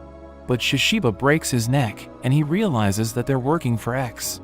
As they start to walk away, Kashima gets back up, and he reveals that he has an artificial skeleton. But Sakamoto suddenly crashes into him, and Shishiba recognizes him, so he introduces him to Saragi, who thinks Sakamoto looks like a teddy bear. Kashima gets up again, and he reveals that he also knows Sakamoto, because he's the only person who was able to injure his boss. Kashima is determined to kill him, so that he can offer him to his boss, and he takes out his other weapons. Shin continues to make his way to the basement, but he suddenly senses a presence, and he dodges Saba's attack. He asks him about Lu, but Saba explains that he doesn't know, because he's just following orders. He explains that he plans to save 20 million yen before he retires, but he doesn't like working overtime, so he wants to finish things quickly. He prepares to attack Shin from behind, and he tries to fight back, but Saba kicks him away. He notes that he can read Saba's mind, so he knows where to find him, but he doesn't know how to protect himself because he can't see his attacks. Saba knocks him down, but he mentions that he doesn't want to leave work early, so he tells Shin to put up a good fight. We return to Sakamoto, as he starts fighting Kashima, wondering if he's even human. Shishiba and Saragi tell Sakamoto they have to leave, so he bids them farewell, but Kashima blows him away. Saragi wonders if he'll be okay, and Shishiba notes that Kashima is tougher than he thought, so he thinks Sakamoto will struggle against him. But he thinks Sakamoto will come out on top, because he has known him for years. Seiba continues to beat Shin up as he notes that he still hasn't killed him because Shin is using his powers to avoid fatal attacks. But Seiba rushes forward and he manages to stab Shin, who touches Seiba with his bloody hands. But Shin tells him he's in trouble and he suddenly gets shot as Heisuke joins the fight. Kashima thinks Sakamoto is pathetic because he just keeps dodging his attacks, but he tells Kashima to leave because the lab is important to Shin. But he explains that his team is taking over the lab for the future of the Hitman industry, and he thinks Sakamoto's friends are getting slaughtered by his men. He prepares to fire his mouth cannon, but Sakamoto blocks it with his pencil, causing it to explode, and he explains that he isn't worried about his friends because they can take care of themselves. We return to Shin, as he mentions that Heisuke's timing is perfect, so he thinks he's like a hero, but Shin tells him he hates reading his mind. Seiba realizes that he's dealing with a sniper who wants to stand out, and he thinks Heisuke won't be a threat once he finds him. He sees Seiba hiding, and he fires a bullet, which ricochets and almost hits his head, so he turns invisible and runs away. But Heisuke notes that he can still hear him, so he fires 3 bullets, which almost hit him, but Seiba suddenly appears above him. He launches an invisible rod, which hits his shoulder, and Heisuke falls to the ground. Seiba reveals that his jacket can make anything inside it invisible, and he prepares to finish Heisuke off, but he fires a bullet, which ricochets and hits Seiba, who mentions that he lost his arm. So Heisuke tells him to surrender, but he reveals that he was just joking, and he stabs Heisuke. He kicks the bullets away, as he wonders why Lu's friends are trying to save her, thinking they should just abandon her because she's a nuisance. He calls Heisuke a third-class hitman, but he refuses to give up, and he mentions that his friends consider him a first-class sniper, so he won't let them down. He calls out to Shin, as Paisa gives him a bullet, and he quickly reloads his rifle. He shoots the wall, but the bullet doesn't hit Seiba, so he thinks Heisuke missed his shot. But we see that the bullet hit a sprinkler, which starts spraying water, and Shin appears behind him as he realizes that they can see him because he's wet. Shin takes him down, telling him he isn't a threat if he can see him, and Heisuke tells Shin he was able to read his mind perfectly. But he reveals that he could barely understand what Heisuke was thinking. There's suddenly an explosion, and we cut to Kashima, who reveals that the lab will self-destruct in 20 minutes because his group has been exposed. But Sakamoto mentions that he can defeat him in 5 minutes, and Kashima charges in, telling Sakamoto he can't win because his body hinders his movements. Kashima reveals that his body is filled with weapons because it was created in the lab, and Sakamoto mentions that he also has weapons, but we see that they're just office supplies. Kashima fires his hand cannon, but Sakamoto dodges his attacks, and he takes out his mechanical pencil. Kashima thinks it's useless, but Sakamoto launches its lead at his eye. He mentions that he can defeat Sakamoto with his other eye, but he covers it with a sticker, so Kashima can't see anything. Sakamoto sends him flying, telling him he's a third-class hitman because he's relying on his weapons. But he gets back up, and Sakamoto asks him if he's immortal, so he explains that he doesn't know, but he thinks he can't die. He mentions that his boss is the only one who accepted him, so he's willing to do anything for him, but a train suddenly appears, so they both jump to avoid it. But Kashima uses his wires to restrain Sakamoto, and he starts dragging him away. But Sakamoto manages to recover, and he uses a piece of paper to cut the wires, before throwing Kashima against the wall. We see a train driver, who's bored because he keeps doing the same thing every day, and he hopes something exciting will happen. Sakamoto and Kashima suddenly appear, and they crash into the train. Kashima realizes that the lab is connected to the underground tunnel, and he finally understands why Sakamoto is his boss's favorite, thinking he's the ultimate hitman. Kashima wonders where he's hiding, and Sakamoto suddenly kicks him, realizing he doesn't need to worry about killing him since he's immortal. In a flashback, we see Kashima as he kills a group of men who were messing with a stray cat. Everyone thinks he's crazy, but he still thinks he did the right thing because he killed bad people.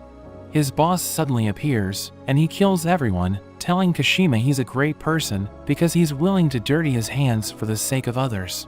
His boss draws an X on his mouth, and he mentions that he accepts him for who he is.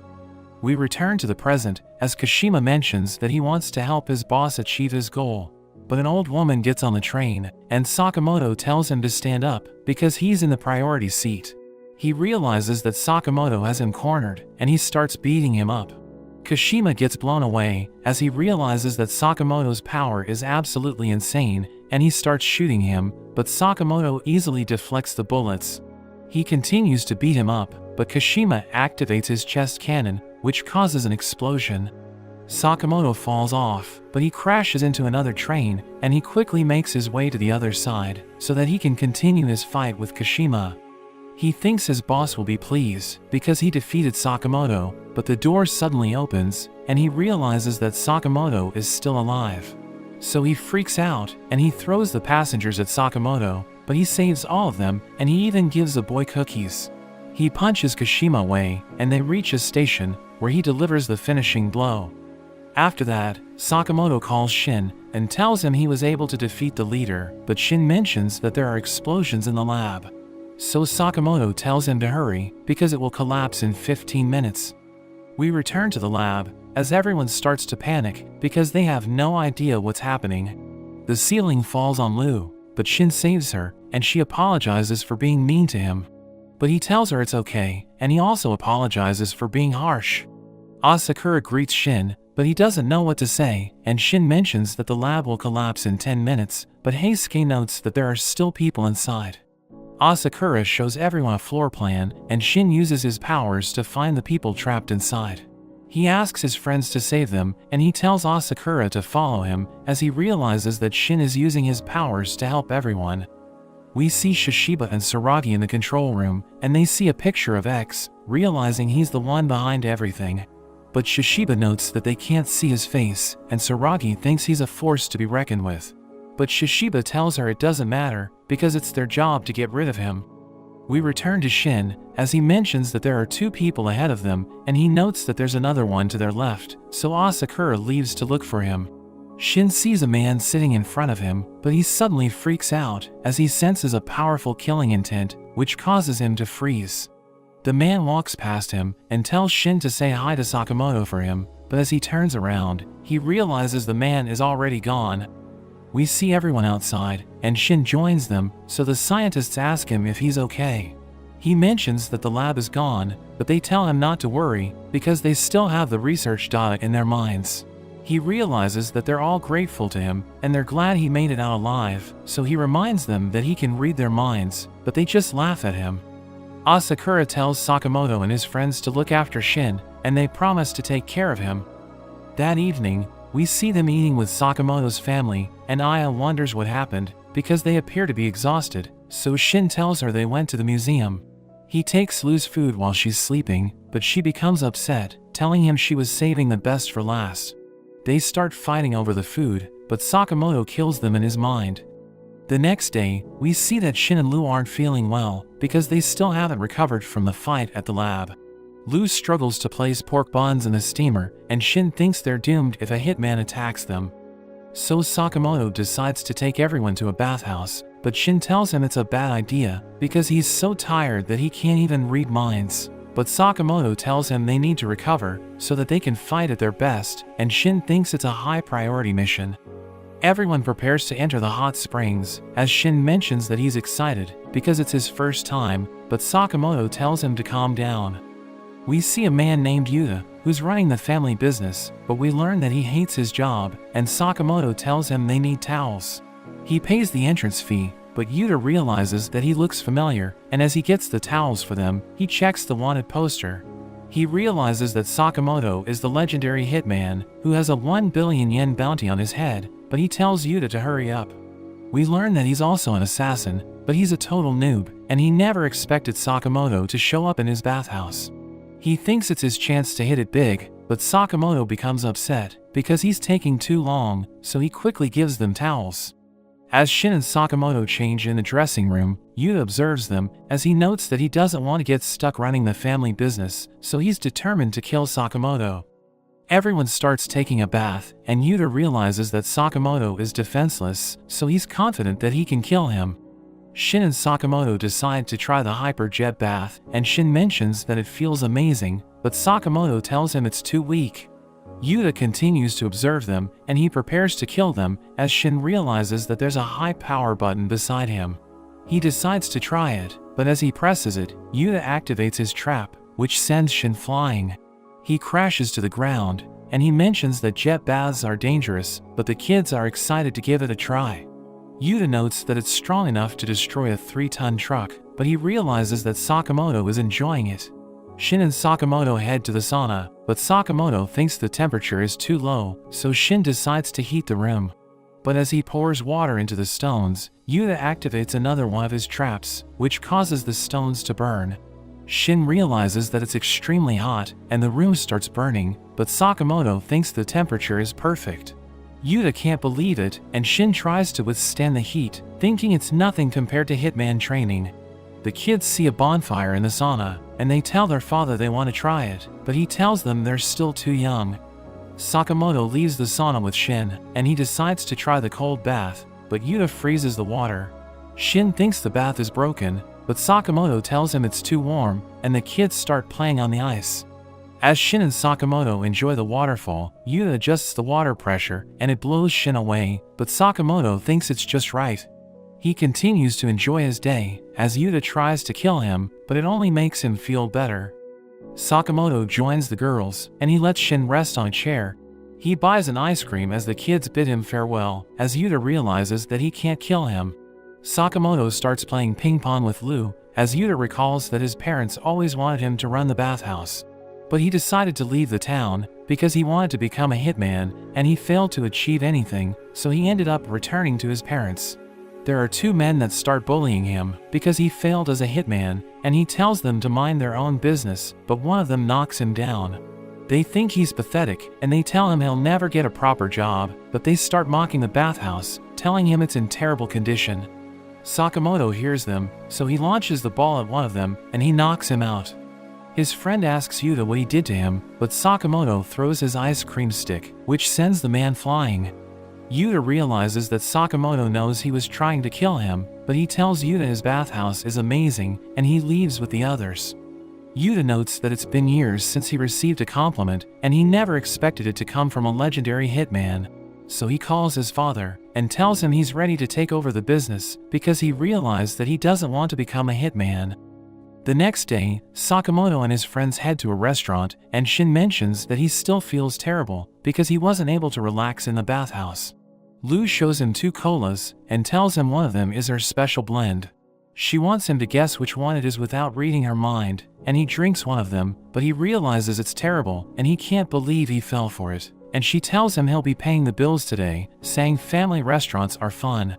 She reveals that she didn't always eat outside, because their family chef prepared meals for them, and he asks her if she still talks to people from the mafia. But she reveals that she doesn't like being around them, because she prefers a peaceful life. But a mafia member suddenly points his gun at Shin, and another one tries to shoot Sakamoto, who uses his fork to stop the bullet. Shin takes out the man who's threatening him, and Sakamoto throws the other one on the table. A waitress asks for their order, and he mentions that he wants a melon soda, but the man tells him he's too old for that. Lu asks him if he's Tang, and he tells her it's been a long time since they last met, but she can't believe he's still alive. He tells her their clan doesn't have a leader, and he begs her to return, so that she can lead them. He mentions that Shin and Sakamoto are barbarians, so she shouldn't hang out with them, but she tells him she'll never return to the mafia. He stares at her, but he suddenly has a nosebleed, because he can't resist her cuteness. She cries because her face is covered in blood, so Shin cleans her up, and we learn that Tang served as her clan's advisor, but he kept following her around. Shin reads his mind, and realizes that he's proud, because she knows that he was always protecting her, but Shin thinks he's insane. She tells him she wants to stay with Sakamoto, so Tang realizes that he's standing in the way, and Shin asks him if he wants to fight. But he explains that he'll fight them the mafia way, and he promises to tell Sakamoto about the person who put a bounty on his head if he wins. He mentions that he isn't interested, because he doesn't want them to take Lu, but she accepts the challenge. Shin reminds her that she'll be forced to return to the mafia if they lose, but she's confident that she can lead them to victory. Tang tells them to follow him, and he leads them to an underground room, where he tells them to dress up, because their dirty clothes will attract attention. So they change into their formal attire, and he takes them to a casino, as Lu realizes that their battle won't be a contest of physical strength. His subordinates give them chips worth 30 million yen, and he mentions that he knows they're poor, so he prepared chips for them to use. He explains that they need to make more money than him to win, telling them they'll meet again in 2 hours, and Lu realizes that they need to gamble. Sakamoto tells her not to worry, because they can use Shin's psychic abilities to their advantage, so she thinks they can win. But Shin and Sakamoto reveal that they know nothing about gambling, and she notes that Tang isn't a good fighter, but he's extremely smart, so she thinks they're in trouble. They see the crowd gathering around him, and they're impressed that he already has 90 million yen. Shin can't believe he was able to triple his money in an instant, and he tells them he'll get Lu back, saying he's willing to bet everything on it. Shin thinks they should divide the chips, and he mentions that gambling is just a game of luck, but Lu thinks Tang suggested the game because he knows a trick that can help him win. He explains that gambling isn't a game of chance, because players can win using calculations and psychological warfare. He goes all in and wins the game, telling Sakamoto and his friends to show him what they can do. Shin knows nothing about gambling, but he decides to give it a try and figure things out as he plays. But the other players realize he's a total noob, and they think they can destroy him, so he's determined to prove them wrong. The game begins, and they make their move, but he has no idea what's happening. Lu sees him, and she immediately realizes that he doesn't know how to play, so they start arguing. He drops his cards, and the other players see them, so they realize he has a good hand, but they think he'll back out if they bluff. So they tell him he'll never win with his cards, but he knows that they're bluffing, so he goes all in and wins 12 million yen. Sakamoto plays roulette, and he places his chips on red. The man in charge of the game thinks he'll never win because he placed a magnet in the roulette, so he can control where the ball will land. It's about to land on black, so he thinks it's all over for Sakamoto, but he launches one of his chips to keep the roulette spinning and manages to win the game. Tang's subordinate thinks Sakamoto and his friends are cheating because they keep winning, but Tang tells him not to interfere because he already expected them to play dirty. He uses his genius intellect to win at blackjack, and his subordinates think he's amazing because he can memorize the cards and predict when the next card will be a 10. In a flashback, we see Tang getting beat up by his clanmates because they think he's too weak to be in their clan. But Lu suddenly attacks one of them, so they run away, and she asks him if he's okay. She realizes that he's one of her relatives, and she asks him why he let the others beat him up, so he explains that he allowed them to win so that they would get into trouble after they're done with him. He realizes that he just came up with a flimsy excuse, but she thinks he's brilliant, and she tells him his brain is his greatest weapon. He notes that it's the first time he has felt accepted in his life, and he wants to stand by her side, so he decides to do his best to make it to the top until he finally becomes the brain of the clan. We return to the present, as Tang realizes that he's tied with Sakamoto's team, and he tells them they need to break the tie. His subordinate suggests shooting them to death, but Tang tells him to back off and suggests playing a game of poker. But Sakamoto reveals that he doesn't know the rules, so they decide to play an easier game instead. Tang explains that the team with the Joker at the end loses, and Shin thinks they'll win because he can read Tang's mind. But he sees Lu crying, so he realizes that she has the Joker, and Tang tells her he won't go easy on her.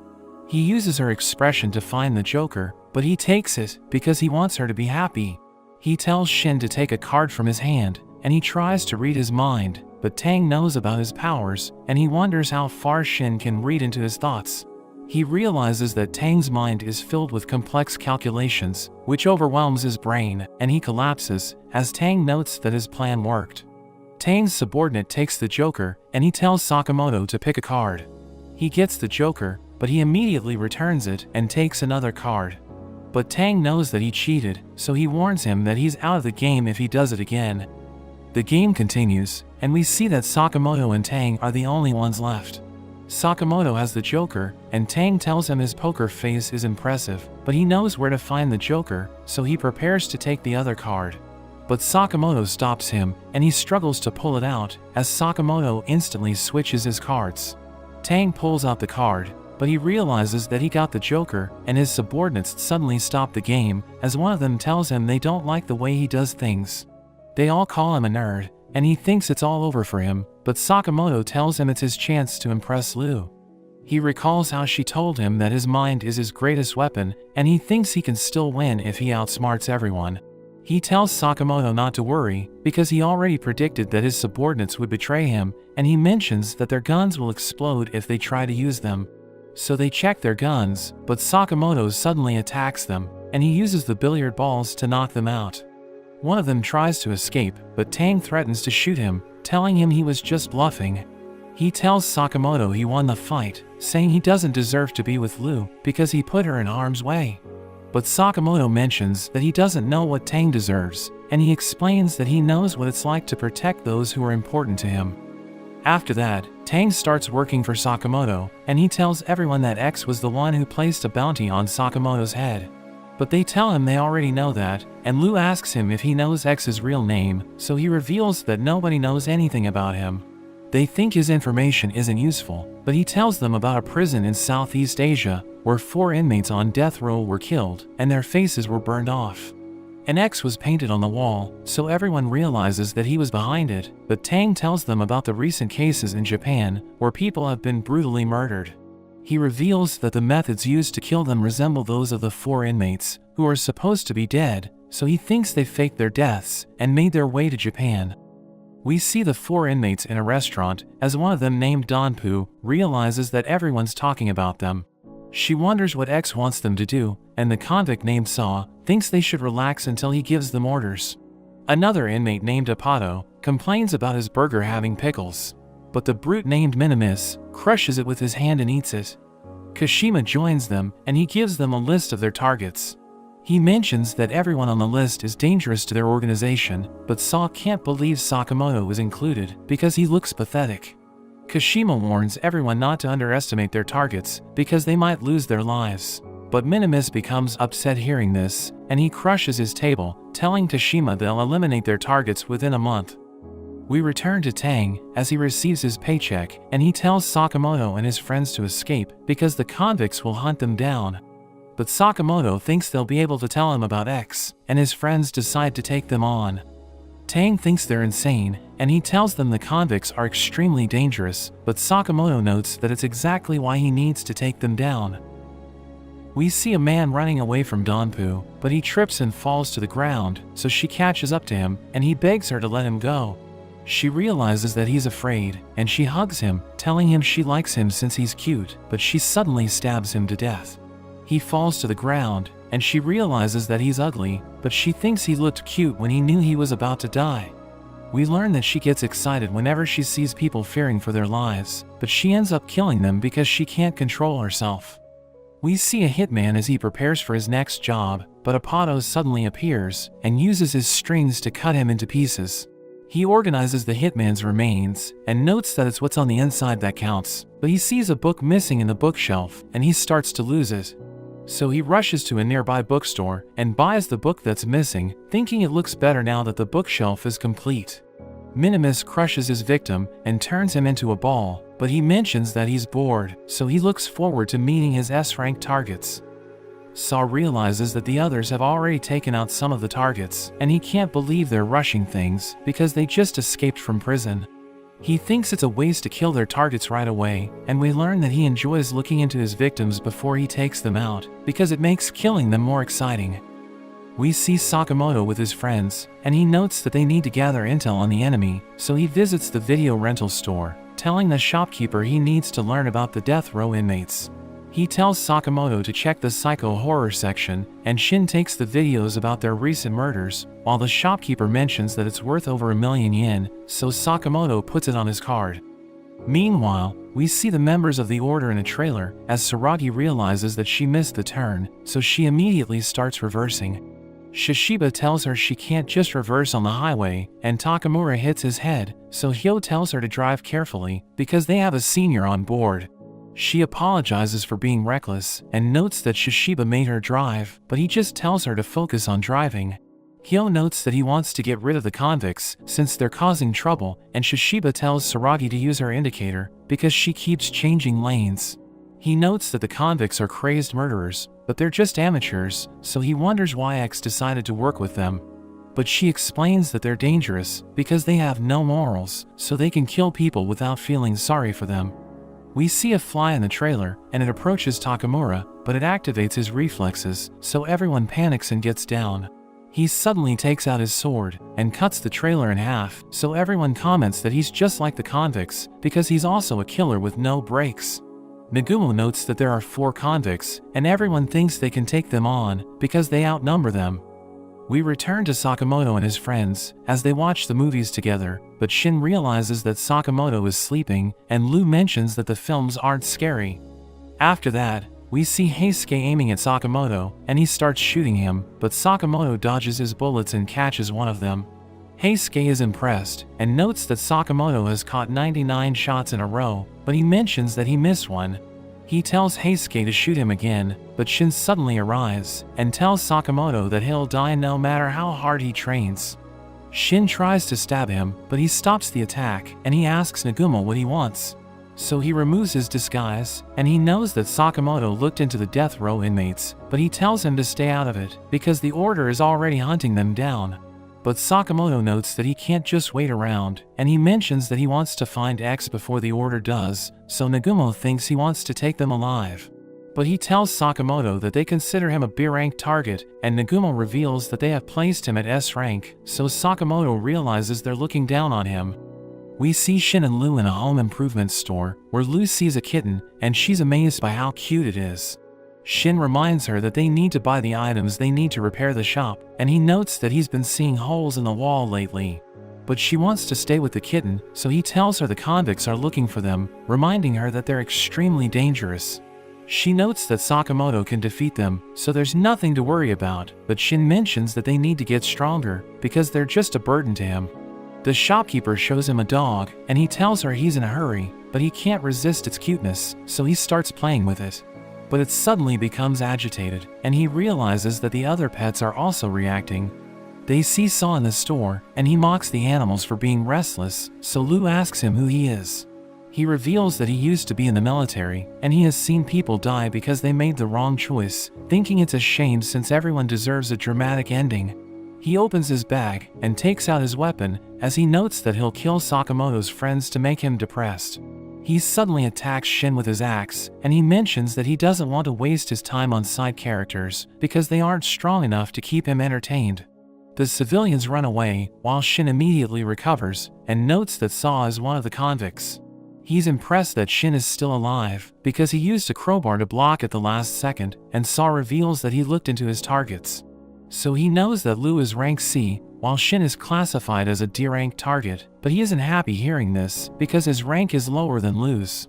Saw reveals that D is the second lowest rank, so Shin is depressed, but Saw mentions that he'll give him a good ending. Shin charges in, and Saw prepares to cut him in half, but he reads his mind and dodges his attack. He kicks his head, and tells Saw to fix his ranking after he beats him up, calling him a psycho, but Saw tells Shin to stop treating him like he's a murderer. Lu reminds him that he's killed countless people, but he explains that his victims appreciated it, because he gave them a beautiful ending. He mentions that life is boring, so he wants to help everyone by giving them the best ending possible, and Shin tries to read his mind, but he realizes that his thoughts are filled with murder. He throws his axe to attack Shin and Lu, and tells them to keep up with him, but Shin realizes that they're no match for him, so he runs away with Lu. They struggle to dodge his attacks, and Shin looks for something they can use as a weapon, but he realizes that the axe is about to hit Lu. So he pushes her to safety, but he ends up getting hit, and Saw knows that he can't read his mind, because killing them is all he can think about. Lu shoots him with a nail gun, and tells him to get away from Shin, so he walks towards her, but Shin suddenly gets back up, and burns him with his makeshift flamethrower. But it doesn't work, so they realize that he's incredibly tough, and he hits a gas tank, causing it to explode. Shin gets back up, and he realizes that he's still alive, because Lu saved him, so he thinks she got hurt because he's weak. Meanwhile, Sakamoto wonders why Shin and Lu haven't returned yet, but Heisuke thinks they'll be fine, because he knows that Shin is a skilled hitman. Sakamoto notes that he has potential, but he still lacks experience, and he needs to fight for his life to reach his potential.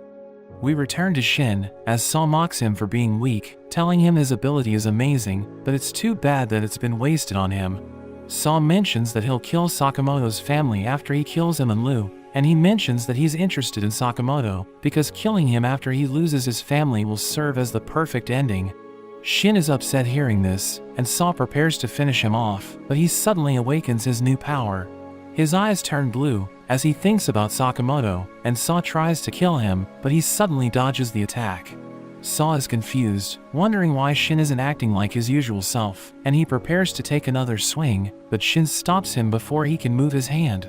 He reveals that he can now see the future, and he counters with a barrage of attacks, which knocks Saw down.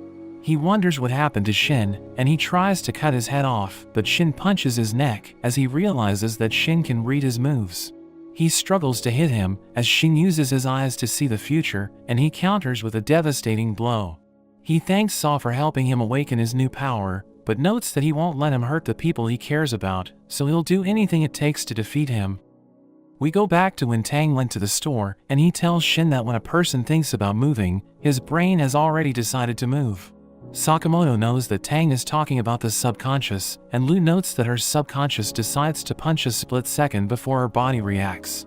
But he notes that a split second could mean the difference between life and death, and Tang tells Shin that he should learn to read his opponent's subconscious thoughts.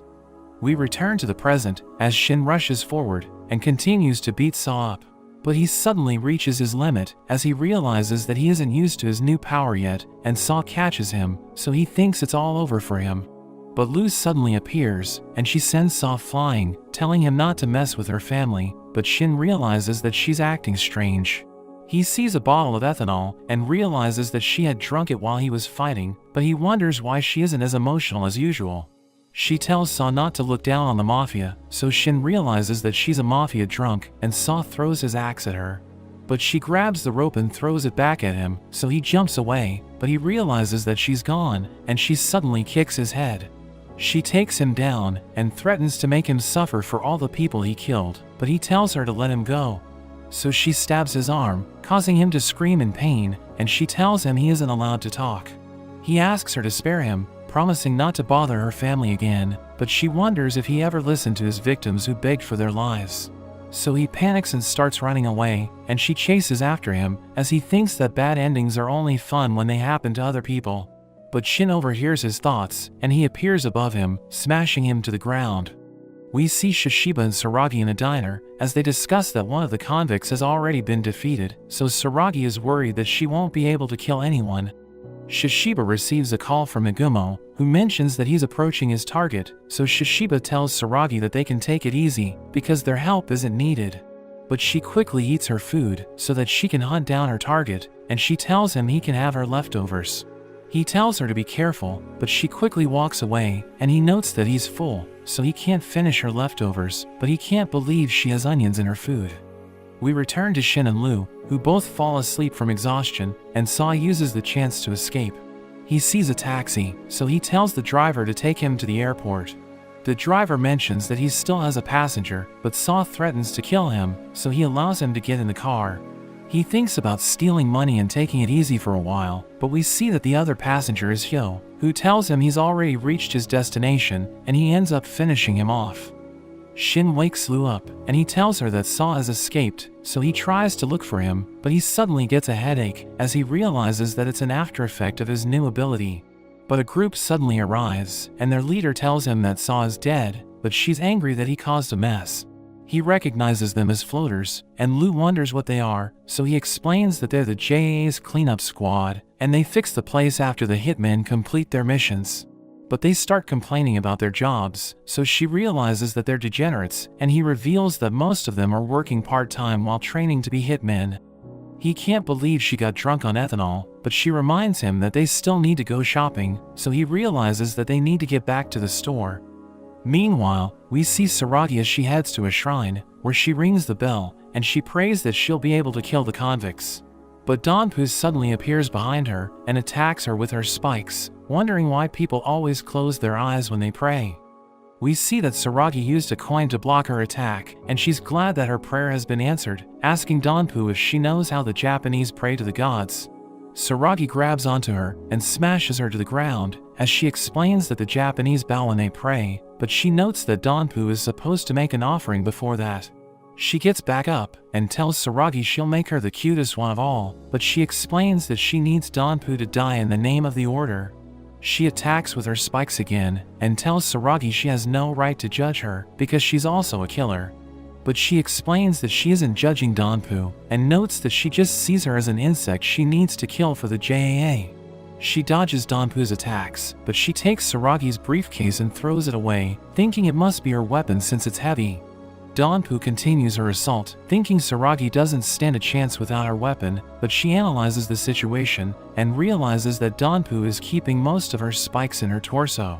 Saragi wonders what she should do, because she needs to keep her distance, and she reaches the bell, so Donpu thinks she wants to pray to the gods again. But she drops the bell and kicks it towards Donpu, so she gets blown away. She thinks Saragi will be punished by the gods because she kicked the bell in the shrine, but she explains that it will never happen because the gods are kind. She reads her fortune, and a stick mentions that she'll have good luck, but Donpu suddenly attacks her from behind. She manages to stab her hand, but Saragi walks forward and grabs onto Donpu's hand, as she mentions that the gods are too kind because they allowed murderers to exist. But she notes that it's the reason why the order needs to hunt them down, and she prepares to take her out. In a flashback, we learn that Donpu's love has always been one-sided because she demands undying devotion from everyone she loves. So she wants them to only think about her, and she kills them whenever she feels jealous. We learn that she gets turned on when someone is afraid because it reveals their true selves, and they only think about her during their last moments. But she notes that it feels hollow because they stop thinking about her as soon as they die. We return to the present as Saragi kicks Donpu away and starts beating her up. Donpu mentions that all she ever did was love people, so she thinks she doesn't deserve to be punished, telling Saragi she just wants to be loved. But Saragi takes her briefcase, and it transforms into her weapon as she mentions that they're both killers. She explains that it's because of people like Donpu that she has a reason to live each day, so she thanks her for giving her life purpose, telling her she loves her. Donpu is surprised hearing this, but Saragi activates her buzzsaw and uses it to finish her off. We see Heisuke in a tower, and we learn that he's looking for the convicts, thinking he might be able to find them from a distance since they look weird. He uses a telescope to look around the city, as he notes that he enjoys the view because it's how Pisces sees the world. Meanwhile, Kashima tells X that 2 of the convicts have been killed, but things are still going according to plan, so they can move to the next phase. But Apato suddenly appears, and he threatens Kashima with his strings, asking him what he's up to. He tries to act dumb, but Apato doesn't believe him, and he notes that he's grateful since Kashima helped him escape from prison, but he doesn't want to be used by him. He cuts him into pieces, and he mentions that he wants to understand people by seeing what's inside them. But after he leaves, we see that Kashima is still alive, and he realizes that Apato is dangerous, so he thinks about getting rid of him.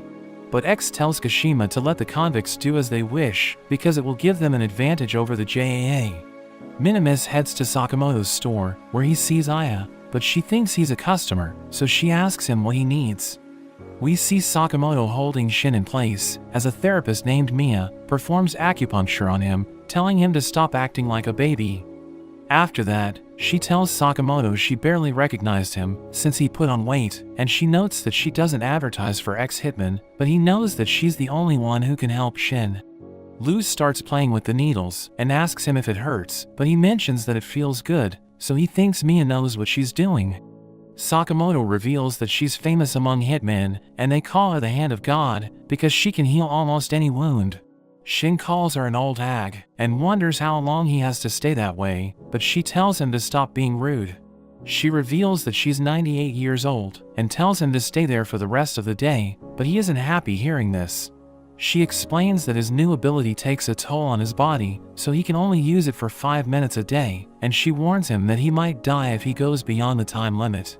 Lou tells her she feels dizzy, so Mia checks her body and realizes that she needs to eliminate the toxins. So she gives her a soup, and after Lou drinks it, she mentions that she feels better already, but Shin knows that she just has a hangover. Mia gives Sakamoto a checkup, and she realizes that he wants to beat people up because he felt pain when she touched his pressure point for anger. She knows that he's angry because his friends were attacked, but she warns him not to rush things and reveals that he's only 30% as strong as he used to be. She notes that the 5-year break put a huge gap between him and Nagumo, but he tells her it doesn't matter because he'll still take down his targets. He's about to leave, but she suddenly elbows him and explains that she aimed for a special pressure point. We see that he's in pain, but he thanks her for her help and asks her to take care of his friends for him.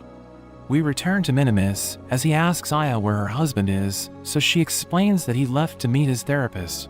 But Minimus thinks she's lying, so he destroys the cash register and tears the counter with his bare hands. He starts strangling her, threatening to kill her if she doesn't tell him where her husband is, but she suddenly breaks his arm and stabs him in the neck. He falls to his knees as he wonders what's happening, so Nagumo removes his disguise and reveals the knife was just a toy. He recognizes Nagumo as an S-rank target and he looks forward to killing him, but Nagumo suddenly appears behind him, so he quickly takes a step back. Nagumo reveals that he's on duty because Sakamoto asked him to watch the store while he's away, and he prepares to get serious. Meanwhile, Heisuke is amazed as he sees a glass floor, and as he looks below him, he sees Apato talking to a man, asking him what he's thinking about. The man is confused hearing this, but Apato prepares to take him out because he wants to see what's inside him. Heisuke is glad that he has finally found his target, and he takes a shot, but Apato manages to block his bullet. So Heisuke freaks out, and Apato suddenly jumps up as he starts attacking Heisuke, who struggles to dodge his strings. He enters the tower as Paisa gives Heisuke a tip, so he fires his rifle, but Apato suddenly destroys it. He explains that he likes strings because he thinks they connect people, and he restrains Heisuke as he notes that he can sense something beautiful inside him. But Heisuke isn't worried because someone's coming to save him, and Sakamoto suddenly appears. He punches Apato away and apologizes for making Heisuke wait, but he's just glad that Sakamoto arrived on time. We learn that he saw him outside, and he decided to shoot him because he knew that Sakamoto would figure out what was happening. Apato gets back up, and he thinks Sakamoto might be able to understand him because he punches super hard. We return to Minimus as he reveals that he has killed 432 people, but it still hasn't satisfied his boredom, and he thinks killing Nagumo might change that. He attacks him, but Nagumo disappears and takes his phone, and he starts checking his browser history. So Minimus becomes angry and destroys everything as he tries to kill Nagumo.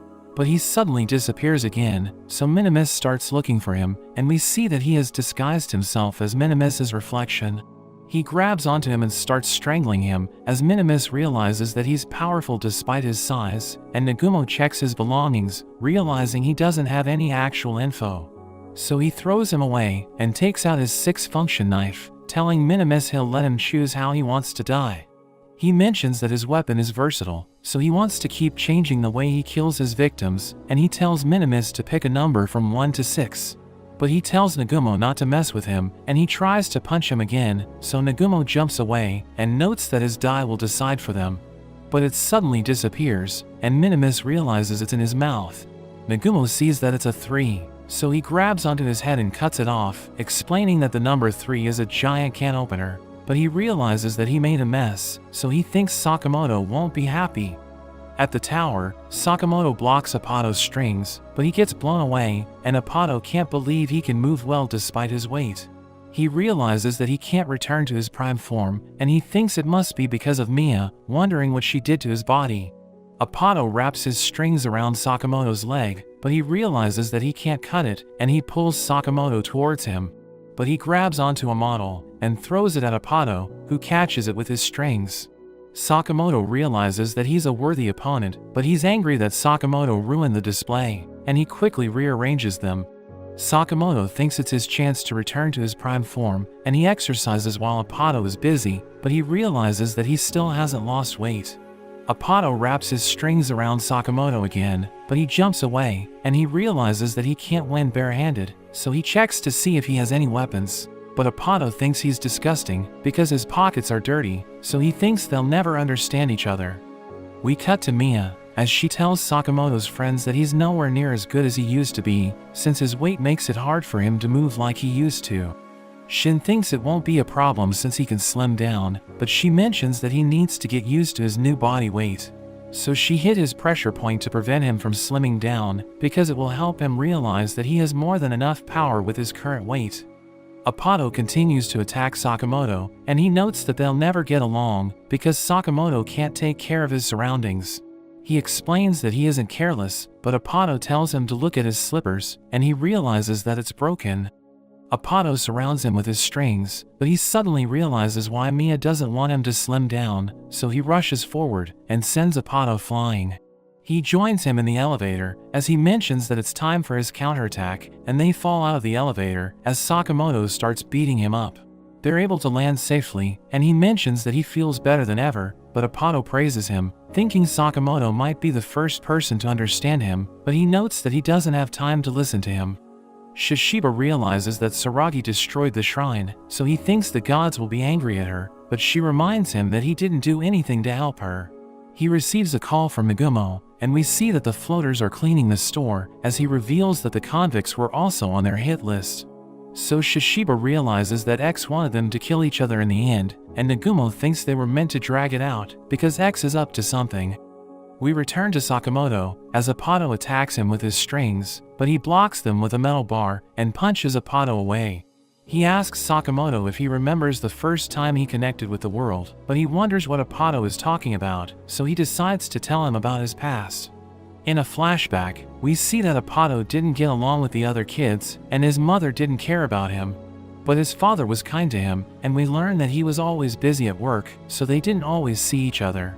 He tells Apato that it's what's inside people that matters, and he thinks Apato will make friends since he's a good boy, but he tells him he needs practice, so he gives him a doll to play with.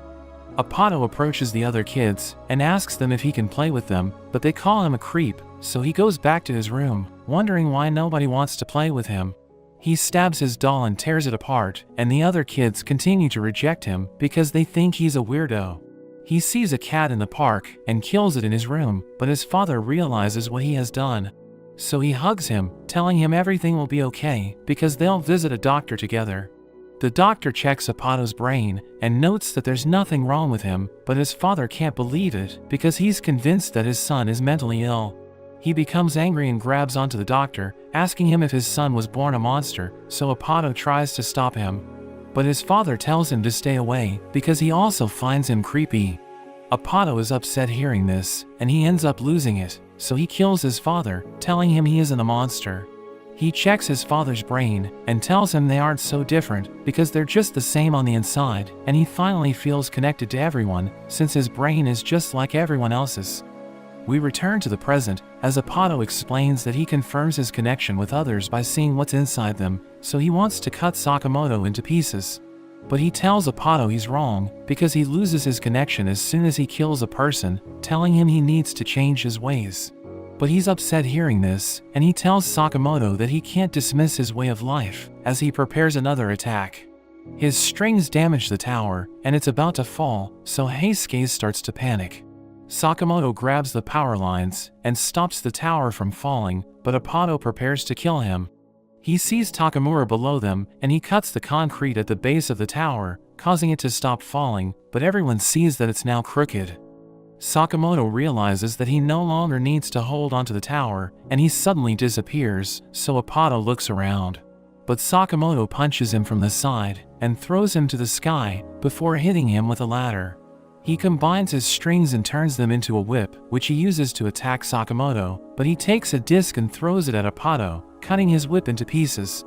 Sakamoto kicks him away, and he's about to fall to his death, as he wonders why he doesn't fit in this world, because he's just like everyone else. But Sakamoto saves him, telling him he can still change his ways, so he doesn't want him to die. He spins him around and smashes him against the tower, causing him to pass out. Sakamoto drags him to Mia's clinic, where he regains consciousness, and he wonders what happened to him. But Shin reads his thoughts, so he realizes that Apato is awake, telling him to stop pretending that he's asleep. So he jumps away and asks everyone what they want from him, thinking they want to use him, but he wonders why they didn't kill him. So they explain that they don't hold a grudge against him, and they just need info about the person who hired him. Heisuke tells him he's the only person they can count on, but he notes that he could have killed them after he woke up, so Sakamoto mentions that they wanted to give him a chance to change his ways. He threatens to slam Apato into the tower again if he doesn't behave, but Shin tells him he'd be dead if Sakamoto didn't show him mercy, so he should consider himself lucky. He's glad that they're treating him like a normal person, so he decides to cooperate, and he tells them that he met a person who looked like a deer. Sakamoto knows that he's talking about Kashima, and he asks Apato where he met him, so he reveals he infiltrated his hotel room and cut him into pieces. But he left one of his strings there and listened in for a while, so he heard X telling Kashima that it's time to destroy the JAA's base of operations, since the order is busy dealing with the convicts. Apato mentions that he doesn't know anything about their plan, but he tells everyone not to get involved because it's too dangerous. Shin thinks X is insane, and he wonders what they should do, so Sakamoto notes that they should head to the JAA. We learn that the JAA has over 1,000 members, and 400 of them are professional hitmen, making it the largest assassin organization in Japan. The workers in the Kanto branch provide mission support to the assassins, and they also handle internal affairs, so they're considered the beating heart of the organization. We see X with a man named Gaku outside the Kanto branch, and they park their bike, but a guard tells them that he needs to see their employee ID. Gaku mentions that they don't work for the JAA, so the guard pulls out his gun, explaining that he's just following the rules.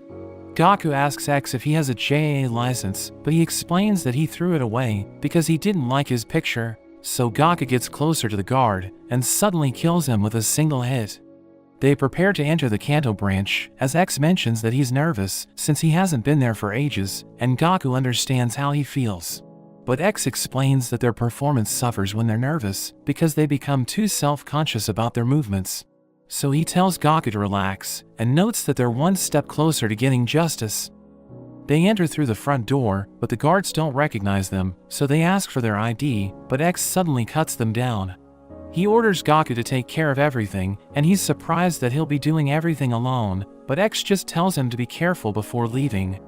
Everyone hears the alarm, and they realize that there are intruders in the building, but they don't care, because they think the guards can handle the situation. But Gaku sends a man flying on the 3rd floor, and the workers can't believe he was able to make it up. They prepare to take him on, but he crushes all of them in an instant, and he starts looking for the restroom. But as he leaves the office, a group of men opens fire, so he blocks their bullets and blows their heads off. He sees a hitman named Takabe, who thinks he should have skipped work today, but another hitman bursts through the wall and punches Gaku away. He tells Takabe to pull himself together, because they need to set an example for their juniors, but Gaku suddenly blasts him with his weapon. He manages to survive it, but Gaku smashes his head and sends him crashing into a car in the parking lot. We see a group of hitmen waiting for the elevator, and X suddenly appears, so they take out their weapons. But one of them, named Yuta, suddenly shoots down the others, and he calls X his boss. We learn that he's been working as X's spy for a year, and he notes that he enjoys staying at the JAA because he receives a decent salary and the work environment is peaceful. X asks him if he made friends, so he reveals that he's been hanging out with the workers on the 3rd floor, and he thinks they're already dead, but he doesn't care. He asks X if they should execute their plan, so he notes that it's time to reset the JAA and create a new order for the world. Meanwhile, Takamura approaches the building, and X's thugs tell him to leave if he doesn't want to die, but he instantly cuts them into pieces. Gaku senses a powerful presence, and Takamura appears before him as he wonders why an old man is giving him goosebumps. He tries to crush him, but Takamura easily blocks his attack and slices everything around him in half. Gaku realizes that his fingers and ear have been cut off, and he tries to attack again, but Takamura destroys his weapon, so he realizes that he doesn't stand a chance. Takamura slashes Gaku, and his attack causes a massive explosion, which X hears from a distance. He realizes that the ghost of JAA is still alive, and he knows that Takamura is a major threat, so he mentions that they need to hurry. Sakamoto suddenly arrives with his friends, and he recognizes X as Izuki, asking him how he's still alive. He's disappointed that Sakamoto is no longer in shape, calling him his old friend, and Shin can't believe they know each other. X tells Sakamoto to stop calling him Izuki because he no longer goes by that name, and Sakamoto wonders why he placed a bounty on his head. But X suddenly stabs him, and Yuta prepares to shoot Shin, but Apato saves him, telling Yuta he won't let him sever his connections. So X cuts his arm off, and Yuta tries to stab Shin, but Sakamoto kicks him away. X can't believe he's still alive, and he tells his friends to stay back while he deals with X. Yuta volunteers to deal with him, but X mentions that he's enjoying his reunion with Sakamoto, who tries to stab him from behind, but X dodges and shatters his pen. He notes that Sakamoto's appearance reminds him of his younger self, and he notes that he can't stand it because he remembers how naive he was. He sends Sakamoto flying and reminds him that they were taught to embody clear killing intent as hitmen, revealing that after he graduated, he realized that killing requires no emotion. Shin rushes at him, but X dodges his attack and prepares to cut him down, so Sakamoto saves him. He apologizes for being a burden, but X tells him he should just take his own life, telling Sakamoto he can't win because his friends are weak.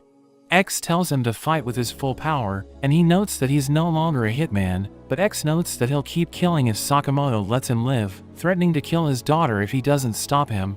So he becomes angry, and X senses his threatening aura as he charges in with everything he has. He starts attacking X, who struggles to keep up with his movements, and he realizes that Sakamoto is back to being the legendary hitman. X tells him not to screw up this time, and he prepares to clash with him again, but Shin calls out to him, and he remembers his family and friends. Gaku suddenly interrupts the fight, and X notes that he was just about to have fun, but Gaku tells him about Takamura, who suddenly appears before them. Yuta tries to shoot him, but he cuts the bullet in half, so Yuta gets behind him and prepares to shoot him up close, but Takamura stabs him before he can pull the trigger. Gaku charges at him, so Takamura slices his arm off, but he mentions that he doesn't need it, and he kicks it towards Takamura, who blocks it with his sword. Gaku tries to attack again, but X stops him, and Takamura almost hits them with a devastating attack. They decide to retreat, so Sakamoto chases after them, and he trades blows with X, who manages to overpower him. He starts running away, but Takamura suddenly appears behind him, and he realizes that he's wide open, but Yuta stops Takamura and activates his detonator, causing his body to explode. Sakamoto and his friends survive the explosion, and X stares at them, but he just starts muttering, and Gaku tells him they should go. So they walk away, and Shin can't believe they just left like nothing happened. We learn that 176 people were killed during the attack, while Takamura went missing, and the JAA has already lost more than half of their hitmen because of X. A few days later, we see Sakamoto in a hospital, where he watches the news about the Leaning Tower of Tokyo, which has become a new tourist attraction. Shin bought him a basket of fruits, but he's too ashamed to face him because he was a burden during the last fight. Hyo and Nagumo visit Sakamoto, who mentions that Azuki is X, and Nagumo can't believe it because he thought Sakamoto had already killed him. Hyo has no idea who they're talking about, so Nagumo reveals that Azuki was their classmate, but Hyo wonders why he's never heard of him. He thanks Sakamoto for the info and prepares to leave, but Sakamoto mentions that he knows something important, offering to give it to the Order if they tell him what they know about X. Hyo tries to crush him, but he gets off his bed, and Hyo notes that they don't work with retired hitmen, telling him he might lose his family if he gets involved. But he mentions that he'll be fine, so Hyo decides to put him in his place, and he delivers a powerful punch, which sends him crashing through the walls. Hyo tells him it's just a matter of time before he dies, but he notes that he can't back down since he's a father, telling Hyo he must protect the people who are important to him. Shin lunges at Hyo, who tries to kick him, but he dodges and activates the MRI machine, while Sakamoto throws metal rods at it. Hyo is trapped by the magnetic force, and Sakamoto asks him what he knows about X, explaining that he needs to protect his family. So Hyo reveals that he isn't allowed to leak classified information, but he tells Sakamoto he can find information about X in the JCC databank. So he thanks Hyo for the tip and leaves, but he's angry that Sakamoto didn't give him the info he promised, and Nagumo tells him he's as gullible as always. He fixes the room and apologizes for the mess he caused, before walking away with the machine, and Sakamoto notes that he's always been a good person at heart. He sees the fruits Shin is carrying, so he admits that he wanted to give them to him, but he was too ashamed to face him since he's a burden. Sakamoto notes that he almost lost it when X mentioned Hana, and he thanks Shin for bringing him back to his senses, telling him he's always helping him. But we learn that Shin is just reading his mind, and he asks him why he doesn't just say it out loud. We see Shishiba and Saragi in the Kanto branch, where they realize that 40% of the building has been destroyed, so the JAA's business is starting to suffer. Shishiba notes that the upper management has decided to revise the company's regulations, and they're looking for people to replace the employees they lost. But he realizes that Saragi isn't listening, so he just tells her they should gather the other members of the Order to prepare for their next move. Meanwhile, we see Kashima stitching Gaku's arm back in place, and he notes that the nerve suture is complete, so his arm will start to recover slowly. Gaku is amazed that he can move it again, and he thanks Kashima for his help, but he tells him to thank Takamura instead, because the cut was so clean that the tissues weren't damaged. Gaku recalls his fight with Takamura, but X tells him to stop thinking about it, telling him he's the first person to survive a battle against Takamura. X notes that the attack on the JAA was a failure, because they weren't expecting Takamura to appear, and Gaku wants to learn about him. But X reveals that he knows nothing about him, because he's a complete mystery, and he thinks Takamura must be a monster created from people's imaginations. X notes that he's ridiculously strong, so it will be harder for them to execute their plans, and he thinks about Sakamoto, as he notes that he wasn't expecting him to change so drastically. Gaku wonders what they should do next, asking X if they should target another JAA branch, but he notes that it's too risky, because the other branches have already improved their security. He thinks they should add pawns to their group to replace Yuta, and Gaku wonders if they should hire assassins from the JAA. But X notes that he wants pawns that are untainted, so that it will be easier for him to influence them. Sakamoto returns to his store, where Shin reveals that he knows nothing about the JCC, because he got his license through an external exam. Heisuke is impressed that he got his license without going to school, and Sakamoto realizes that his goods have been replaced, so he thinks Nagumo must have made a mess while he was on duty. Lou shows them the JCC's website, and we learn that it's a boarding school with 35 instructors, but only 10% of their students get their Hitman licenses, while the others either die or quit during training. She knows that Sakamoto graduated from the JCC, so she asks him if he can return as an alumnus, but he reveals that the school's security is tight, and they don't let people into their grounds so easily. Aya suddenly joins them, and she's angry because she saw a JCC flyer in the living room, asking Sakamoto if he's planning to raise Hana as an assassin. His friends realize that it's about the JCC transfer exam, and they think they can infiltrate the school as students, so Shin and Sakamoto decide to take the exam. We see them on a plane with the other applicants, and Shin is worried that their age will give them away, because they're too old to be students. But he realizes that the plane isn't full of kids, and Sakamoto reveals that the JCC has no age limit. He notes that the transfer exam is extremely difficult, so there are applicants who take it year after year, but Shin is worried that they'll recognize Sakamoto. So he notes that he will wear a disguise, but Shin thinks wearing a cap isn't good enough, and everyone wonders why they're making so much noise. A girl wonders why they aren't nervous, and we see her holding a good luck charm, thinking she needs to do anything it takes to pass the exam. We see them eating together, as Sakamoto reveals that the transfer exam is harder than the general admissions test, so he tells Shin to keep his guard up. But an applicant named Jack asks them if they're new, and we learn that it's his 6th time taking the exam. He tells them it's better to take the exam on an empty stomach, because hunger sharpens their senses, and everyone realizes that he's bothering the newbies as usual.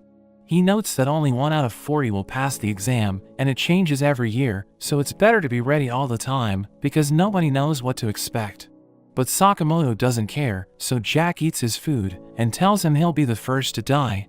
The girl feels sorry for him, but she realizes that she needs to focus, because she could die during the exam. A girl named Mizuno greets the applicants, and tells them there are 360 of them, but she reveals that there are test examiners in disguise. She notes that they have special bullets with JCC written on them, and the applicants must steal them from the examiners to pass the test. But a boy named Mafuyu asks her if he can kill them to steal the bullet, so she reveals that he's allowed to do it, and weapons suddenly fall from the compartments. So they realize that the test has begun, and they start killing each other, because they don't know who the examiners are. She reveals that the weapons have been assigned to them at random, but Jack is angry since he only received a spatula, and he tells her to give him another weapon. But she disarms him and hits him with it, telling him Hitman must be able to adapt to any situation. A man tries to kill Mafuyu, who dodges his bullets and shoots him in the head, and he checks the man's pockets. But he doesn't find the bullet he's looking for, and he realizes that his hand is dirty, so he starts cleaning it. An applicant analyzes the situation, thinking the examiners must be in their mid to late 20s, and he decides to observe before making his move. Another applicant hides in the compartment, where he plans to wait until everyone finishes killing each other, so that he can take the JCC bullet from whoever's left. Shin dodges a man's attacks, and he threatens him with his knife, but he realizes that the man isn't an examiner, so he just knocks him out. He notes that he's having a hard time reading everyone's thoughts because there are too many of them, and we see the girl with a machine gun, but she wonders how it works. She looks like an easy target, but she suddenly starts firing, so everyone freaks out and runs away. She sees Sakamoto holding a pen, and she thinks he's doomed because his weapon is useless. There's a man that approaches him, so she thinks about helping him, but he easily knocks the man out with his pen, and everyone's impressed by his skills. They think he must be an examiner since he's OP, so they decide to gang up on him, but he easily takes them down. A man prepares to shoot the girl, but Sakamoto throws his pen to open a compartment, and a bag falls on the man's head. But he starts shooting in all directions, so Sakamoto destroys his weapon and knocks him out. The girl thanks him for saving her, but he shows her the JCC bullets he got from the man, and she can't believe he was one of the examiners. She tells Sakamoto that his skills are amazing, and notes that he inspired her to do her best to pass the exam, but he gives her one of the bullets, telling her that he doesn't need 3 of them. He thinks about giving the other one to Shin, but she returns the bullet he gave her, and explains that she has an idol who probably wouldn't accept the bullet. She notes that she's nothing like them, because she's so weak that she probably won't be a successful hitman, but Sakamoto tells her she'll never know until she tries. We see Mafuyu choking Mizuno, and he takes her bullets, but he mentions that he still wants to kill her. Shin tries to kick him, so he jumps away, and tells him to stay out of his way. Shin struggles to dodge his attacks, and a bullet hits his shoulder, but his blood lands on Mafuyu's face, and he suddenly freaks out. He immediately cleans it, so Shin realizes that he's a germaphobe, and he reveals that he didn't want to take the transfer exam, but he couldn't make it to the general admission test because he got sick. He mentions that he doesn't want to get his hands dirty, so he takes out the swords hidden in his shoes, and uses them to attack Shin, who barely manages to avoid them. He tries to shoot Mafuyu, but he blocks the bullets with his swords, and he manages to close the distance, so Shin fights him with his knife, but he gets pushed back. Mafuyu prepares to finish him off, but he uses his new power to predict Mafuyu's movements, and counters with a barrage of punches. Mafuyu falls to the ground, and Shin apologizes for beating him up, but he explains that there's someone he needs to catch up to. We see that before Shin got onto the plane, he remembers how X called him weak, so he thinks he needs to get stronger. He tells Sakamoto not to help him during the transfer exam, since he wants to see what he's capable of, and Sakamoto tells him not to fail. Back in the present, Mafuyu wonders how Shin was able to read his moves, and he tells Mafuyu to bring it on, so he charges in, but Shin dodges his attack. He wonders why he can't touch Shin, who manages to land a kick, but he grabs onto his leg, thinking he can defeat him if he holds him in place. He tries to cut his head off, but Shin breaks his weapon, as he reveals that he was able to read his mind. He takes him down, and Mafuyu admits defeat, telling Shin to finish him off, but he explains that he doesn't kill kids. He tells Mafuyu to give him a JCC bullet, but he suddenly starts crying, and tells Shin to pay for the weapon he broke. Shin realizes that he's a weirdo, and tells him to stop crying since it isn't a big deal, telling him his talents are amazing for a 14-year-old. He mentions that everyone praises him for his talents, so Shin finds him annoying, and tells him he can still get his license even if he fails the exam. But he explains that he isn't interested in the license, and notes that he just wants to go to the JCC to build connections, since he wants to join the order. Shin wonders how he learned about them, but the man hiding in the compartment suddenly takes Mafuyu's bullets, so Shin beats him up. He tells Mafuyu that he doesn't need connections to join the order, and notes that he needs the ultimate set of skills instead, but Shin mentions that he'll also make it to the top. He gives Mafuyu a bullet so he can pass the first stage, but he tells Shin to give him a different one since it has blood on it. Shin mentions that he hates his personality, but Mafuyu reminds him that he was the one who took the bullets, so Shin gives him a different one. We see the applicants shooting each other, and the girl shoots them with her machine gun, but she doesn't hit anyone. She thinks she'll fail since she still can't find a JCC bullet, but Sakamoto suddenly approaches her, and asks her if she knows how to aim. She admits that she lacks training, so he decides to help her out, and gives her tips on how to improve her aim. He shoots the guns of 2 applicants, and she can't believe he's just a rookie since his explanation is perfect, so he tells her he used to teach someone how to use a gun. She asks for his name, but he doesn't want her to recognize him, so he just tells her to call him Taro, and she introduces herself as Akira. We see a group of men ganging up on another guy, who takes a video of them as they try to kill him, and he notes that their facial expressions are wonderful. But he wants to see more excitement, so he drops a JCC bullet in front of them, and they all try to grab it, as he thinks the scene is perfect. He instantly cuts their heads off, and he mentions that he's glad to be an examiner, but we learn that he's a member of the order named Kanaguri. Everyone continues killing each other, while the pilot notes that only 63 out of the 360 candidates are left, and he tells everyone they'll land in 30 minutes. His co-pilot asks for his opinion about the transfer exam, so he notes that it's nothing like the previous tests, since more than half of the candidates have already been eliminated. Shin tells Mafuyu to stop following him, but he asks Shin why he's taking the exam, since he wants to learn more about him. Shin tells Mafuyu to leave him alone, but we see Kanaguri taking a video of them, since he finds them interesting. They see him approaching, and he notes that their performance was perfect, before giving a man a JCC bullet for helping him shoot the scene. Shin recognizes him as the founder of murder films, and we learn that his movies have a cult following because of his unique filming method. Mafuyu wonders what he's doing there, so he notes that he's shooting his next movie, and Mafuyu tells him to stop filming them. But Kanaguri refuses to listen to him, so he tells Shin they should just leave, since movies are overrated anyway. Kanaguri asks him what he means, so he explains that movies are nothing compared to online videos, since they're so long and boring. Kanaguri becomes upset hearing this, and he tells Mafuyu he deserves to die, since he insulted the art of filmmaking. Kanaguri charges in, so Shin tells Mafuyu to stay back, and he activates his new power, which allows him to predict Kanaguri's movements. But the prediction suddenly changes, so Shin wonders what happened, and Kanaguri prepares to take them out, but he stops as his weapon gets shot. Shin realizes that Sakamoto has arrived to save them, but Kanaguri mentions that he's found the perfect protagonist, and everyone thinks he's talking about Sakamoto. But he notes that he's referring to Akira, and Sakamoto tries to stab him, but he jumps away, and reveals that he took everyone's JCC bullets. He wants to shoot another good scene, so he shoots the pilot, and the plane starts to crash, so everyone panics, while he records everything that's happening. But he notes that it isn't as dramatic as he expected, so he takes out his weapon, and uses it to destroy the plane. Everyone gets sucked out, but he thinks it's a perfect movie scene, and the other examiners deploy their parachutes. Their head Usami wonders what they should do, since all the candidates might die, but another examiner named Edo is just glad that they have parachutes. He thinks he screwed up when he made Kanaguri an examiner, but she tells him not to worry, since they can just tell the candidates that it's the second stage of the test. He decides to go with her suggestion, and tells the candidates that to pass the second stage, they must have a JCC bullet after they survive the landing. But Shin reads the mind of one of the examiners, so he realizes that it isn't supposed to be a part of the test.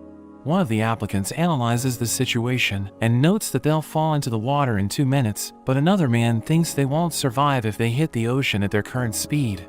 Kanaguri takes a video of everyone, wondering how Akira will deal with the situation, but Sakamoto suddenly attacks him, and takes back the bullets from him. Akira is amazed that he's still thinking about passing the exam, since everyone's about to fall to their deaths, and he tries to use his apron as a parachute, but it only makes him fall faster. Akira is impressed by his courage, and she wonders what she can do to help everyone, but she realizes that she's only good at household chores. She recalls how she used to sew clothes for her family, and she comes up with an idea, telling everyone to give her their clothes. They decide to trust her, and she stitches their clothes together with incredible speed, managing to create a parachute. They grab onto it, and Shin notes that it's slowing them down, but it still isn't enough, and they all crash into the water. Akira is glad that they survived the fall, but she realizes that she's about to drown, since she doesn't know how to swim. Sakamoto saves her, and takes her to the shore, where she sees one of the bullets. Shin tells her to take it, and she notes that it doesn't belong to her, but Sakamoto explains that she earned it since she saved everyone.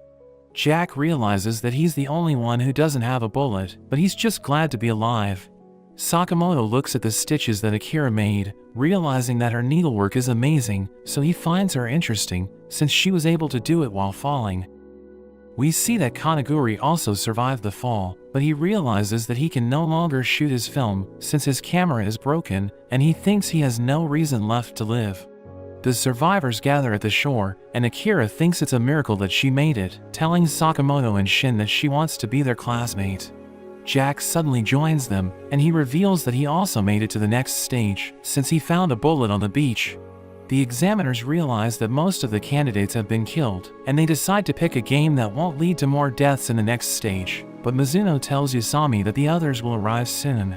He tells everyone that they have new participants, and 3 candidates appear, as he notes that they'll be joining from the 3rd stage. One of them, named Torimaru, mentions that she's nervous, but Jack is angry since they skipped the 1st and 2nd stage, where hundreds of them didn't make it. He notices that she has a keychain, and he thinks it's stupid, but she suddenly gets on top of him, and tells him to calm down. Yusami reveals that the 3 candidates were recommended by professional hitmen and agencies, so they have a proven track record, but he tells Torimaru not to kill people during the exam. She explains that she was angry at Jack since he mocked her Sakamoto keychain, revealing that he's her favorite, and Shin is surprised hearing this, telling Sakamoto they should stay away from her. Meanwhile, we see X trying to contact someone in the exam, but his call won't go through, and he thinks it's because cell phones aren't allowed during the test. Kashima thinks it's risky to invite a student with no experience to their group, but X explains that young people have the power to change society, since they don't have anything weighing them down. We return to the candidates, as Yusami mentions that they'll be working in teams for the 3rd stage, telling them to open their bullets. They realize that there are headbands inside, but their colors are different, and he tells them they'll be playing a game of tail tag. He notes that the goal is to steal their opponent's tails, and explains that they have 2 days to complete the test, telling them they'll be eliminated if they lose their tails. They think that the game serves as team survival training, with the tail around the hip implying that they should protect their lumbar spine at all costs, since it's the source of all movements. Yusami tells them they're right, but Shin reads his mind, and learns that he's lying, since the real reason they made the test easier is to avoid any more deaths. He notes that they'll split into 7 teams, but Shin realizes that Sakamoto isn't his teammate, so they'll be fighting against each other. We see that Sakamoto is with Akira and Jack, while Shin is with Mafuyu and a boy named Kaji, who is one of the 3 that just arrived. Yusami notes that the goal is to get as many tails as possible before time runs out, and he mentions that it's time to begin the exam, so everyone runs off. One of the teams think about taking advantage of the terrain and set up traps around the hill, while Torimaru is confident that her team will win the game. Sakamoto tells Shin that they should meet somewhere safe, but he tells Sakamoto that they're enemies, so he won't hold back if they need to fight. Sakamoto leaves with the other 2, but Mafuyu asks Shin if he's sure of his decision, so he explains that staying in a bigger group would make them easier prey. A man suddenly lunges at him from behind, but he uses a branch to stop him and takes his tail, telling Mafuyu he won't grow if he keeps relying on Sakamoto. Jack shows Akira how he tied his tail, and notes that it's his tactic, but she tells him it's cheating. She realizes that Sakamoto is sad, since he remembers how Shin always wanted to be by his side, but Jack tells him to stop crying about it. We see a team running away, but Torimaru suddenly appears above them, and tells them she wants to collect all the colors. She sends them flying as she smashes the ground, but they wonder why she's still pursuing them, since she already has a green tail. Their leader offers to give her another color if she lets them go, but she slices off their arms and takes their tails, explaining that she needs them to display and for safekeeping. She notes that her tails look cute, wondering what color she should take next, and she sees Shin's team in the woods, so she decides to make them her next target. We return to Sakamoto, as Jack wonders why they're eating, since the other teams are busy collecting tails. Akira notes that food is the best remedy for sadness, and he thinks they should focus on the exam, but she invites him to join them and gives him a drink. He gives it a try, but he spits it out since it tastes disgusting, and he wonders why Sakamoto built a house, since they aren't on a camping trip. A butterfly lands on his shoulder, and he starts to panic, telling Akira to get rid of it since he's afraid of bugs. He notes that he hates the way they move, but she explains that they're beautiful creatures, and they follow flight paths that only they can see thanks to their pheromones. He tells her to get rid of the one on his shoulder, so she takes it without touching its wings, and it flies away. Sakamoto is impressed that she was able to take it before it could react, and he asks her who taught her moves, since he can tell that she's skilled. But she notes that she's useless when it comes to combat, since she loses her composure when she stares into her opponent's eyes. Jack tells her to relax, since they won't be killing each other at this stage, but one of the applicants suddenly runs past them and tells them to escape since he's being chased by a crazy woman. Jack follows him, but he triggers a trap, and the team gets caught in a net, which is made from steel. The man can't believe they fell for the trap, since a hitman isn't supposed to trust strangers, and he orders his companion to finish them off, so he fires his grenade launcher. We return to Shin, as he argues with Mafuyu, since they lost an enemy team after he refused to cross a river. But Toromaru suddenly attacks them, and she's impressed that Shin was able to dodge her axe, asking him if he can read her mind. She mentions that she wants a white tail, since it's the same color as Sakamoto, but Mafuyu kicks her away. She manages to block the attack, but she realizes that her Sakamoto doll has been damaged, so she starts crying. We return to Sakamoto, as he blocks the explosion with his apron, and he tries to remove the net, but he realizes that he can't. Jack apologizes for getting his team into trouble, and Akira manages to escape through one of the openings, but the enemies open fire. The man notes that they need to get rid of Sakamoto's team, since they might try to get revenge, and Akira tries to help them escape, but the enemy team suddenly approaches her. She starts to lose her composure, and the man thinks she's a loser, since she can't look him in the eyes. She notes that she doesn't want to hurt people, but Sakamoto tells her to escape, telling her not to worry since they'll be fine.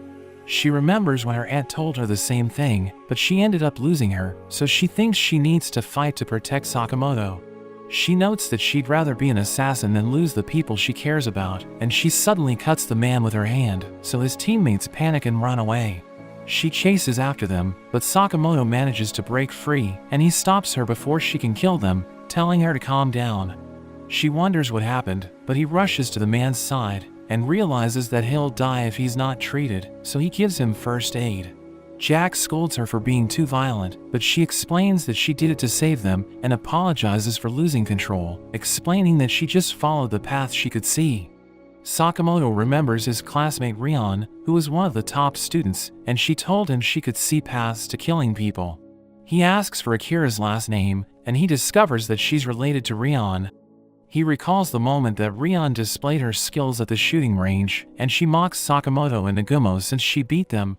But they think she shouldn't be so proud, since the target can't move, and she reminds them that they promised to buy her lunch if she won. Back in the present, Sakamoto asks Akira about Rion, so she reveals that Rion is her aunt, and she went there to look for her. We return to Toromaru, as Mafuyu tells her that she must be obsessed with someone, since she doesn't have a life. She becomes upset hearing this, since he's criticizing the way she lives her life, and she tells him he deserves to die for mocking her devotion to Sakamoto. Shin's team runs away, as she starts pursuing them, and he asks Kaji if he can stop her, since he's from the same group as her, but he tells them there's another issue. Mafuyu notes that they should just kill her, but Shin doesn't want to do it, and Kaji tries to tell them they need to stop, but she suddenly starts shooting them, and they fall into a river. Shin and Mafuyu are about to drown, but Kaji saves them, and Shin wonders why Toromaru is crazy about Sakamoto. But she continues to follow them, and we learn that she heard everything, so she tells them he's like a god to her. In a flashback, Toromaru meets Sakamoto for the first time, and she falls in love with the way he fought, because he showed no emotions. She becomes his #1 fan, and her world gets brighter, as she starts improving her appearance and practicing her conversation skills, so that she can talk to him the next time they meet. We return to the present, as Toromaru attacks Shin, who tells Mafuyu to help him out, but he mentions that he isn't feeling well. Shin realizes that he needs to fight alone, and he tells her to bring it on, but she recognizes his pose, since Sakamoto always does it before fighting. She realizes that he's also a Sakamoto fan, and Shin is embarrassed that she found him out, but she asks him what he likes about Sakamoto.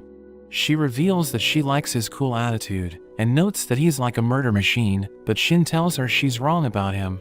He explains that he used to feel the same way, but he realized that Sakamoto is actually a kind person, since he won't fire his employees even if his business isn't doing well. Shin mentions that he wants to be as good as him, so that he can become his partner, but Toromaru is angry, since she thinks she knows Sakamoto better than anyone. She refuses to acknowledge Shin as his #1 fan, and she continues to attack him, but he uses his ability to read her movements. We see a boy named Nea, who followed Toramaru, and his teammates are impressed by her fighting skills. They tell him to keep up the good work, since he already got 3 tails for the team, but he starts looking around, so they wonder if he can sense an enemy. He suddenly removes his tail, and they wonder why he would do that, since it will get him disqualified, but he doesn't seem to care. We return to Shin, as he continues to dodge Toramaru's attacks, and she's impressed that he can keep up with her, but notes that he can't beat her by only dodging. She throws her axe at him, so he jumps away, but she suddenly prepares to shoot him, but he kicks her gun to avoid it. We see Mafuyu and Kaji watching the fight, and Kaji thinks about helping Shin, but he doesn't know how to talk to his teammates, since he's extremely shy. So he decides not to do anything until they talk to him, and he tries to rub Mafuyu's back, but he tells Kaji not to touch him. Shin manages to land a kick, but Toramaru endures it and pushes him back, telling him he needs to defeat her with a single blow if he wants to win.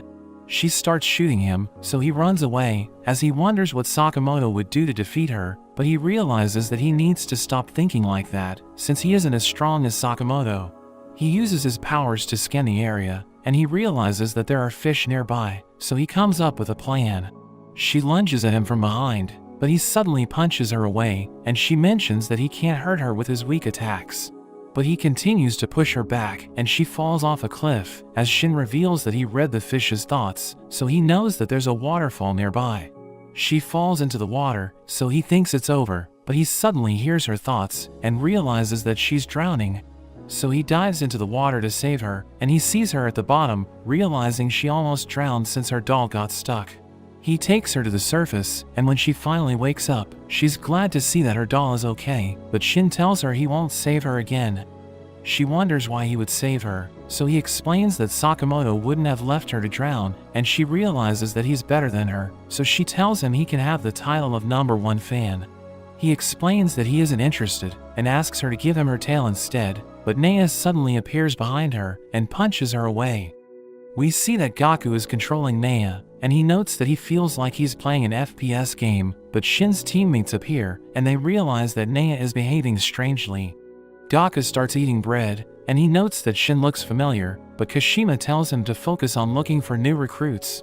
So he mentions that he doesn't find anyone interesting, but X tells him not to give up, and he notes that the gadget is impressive, but he thinks his arm is broken since he can't move it, so Kashima helps him put his goggles on, and he realizes that the examiners are questioning Nea. Usami tells him he's disqualified for breaking the rules, and notes that he's supposed to be out of the game since he removed his tail. But he eliminated 4 candidates in the woods, and the examiners scold him for killing them, so Gaku realizes that he needs to take them out. He slams one of them to the ground, and uses his body to smash the others, so a sniper tries to take him out, but he uses the body as a human shield, and throws it at the sniper. Eito attacks him with her weapon, and she manages to hit him, but he grabs onto her and starts spinning her. He throws her at the water, and she bounces off repeatedly, before smashing into a wall. Usami realizes that he's the only one left, and he tells Shin to escape with his teammates, so Mafuyu and Kaji start running away. But Shin refuses to leave, since he thinks he can't get stronger if he doesn't fight. Nea charges in, so Shin uses his power to read his movements, but he realizes that he has already reached his limit, since he used up all of his time during his last fight. But Gaku suddenly struggles to defend himself, so Kashima wonders what's happening, and we see that Toramaru and Mafuyu are ganging up on him. Shin joins the fight, and he attacks with Mafuyu, but Nea grabs onto them and pushes them away. He kicks Shin away, and he wonders why he can't read Nea's mind, while Kaji realizes that he just missed his chance to join the fight. He listens to Nea's heartbeat, and realizes that he's sleeping, so he's confused. But he hears the sound of machinery, so he knows that something's wrong, but he thinks nobody will believe him if he tells them the truth. Toramaru opens fire, so Nea jumps away, and Shin charges at him, but Nea blocks his attacks and pushes him back. Toramaru distracts him, and gives her axe to Shin, but Nea dodges it. Shin returns her axe, but Nea suddenly holds his head, so everyone wonders if they were able to hurt him. But we see that he just hit his head against a wall, and he tells Kashima that his movements are limited, while Shin and the others think it's their chance to attack him.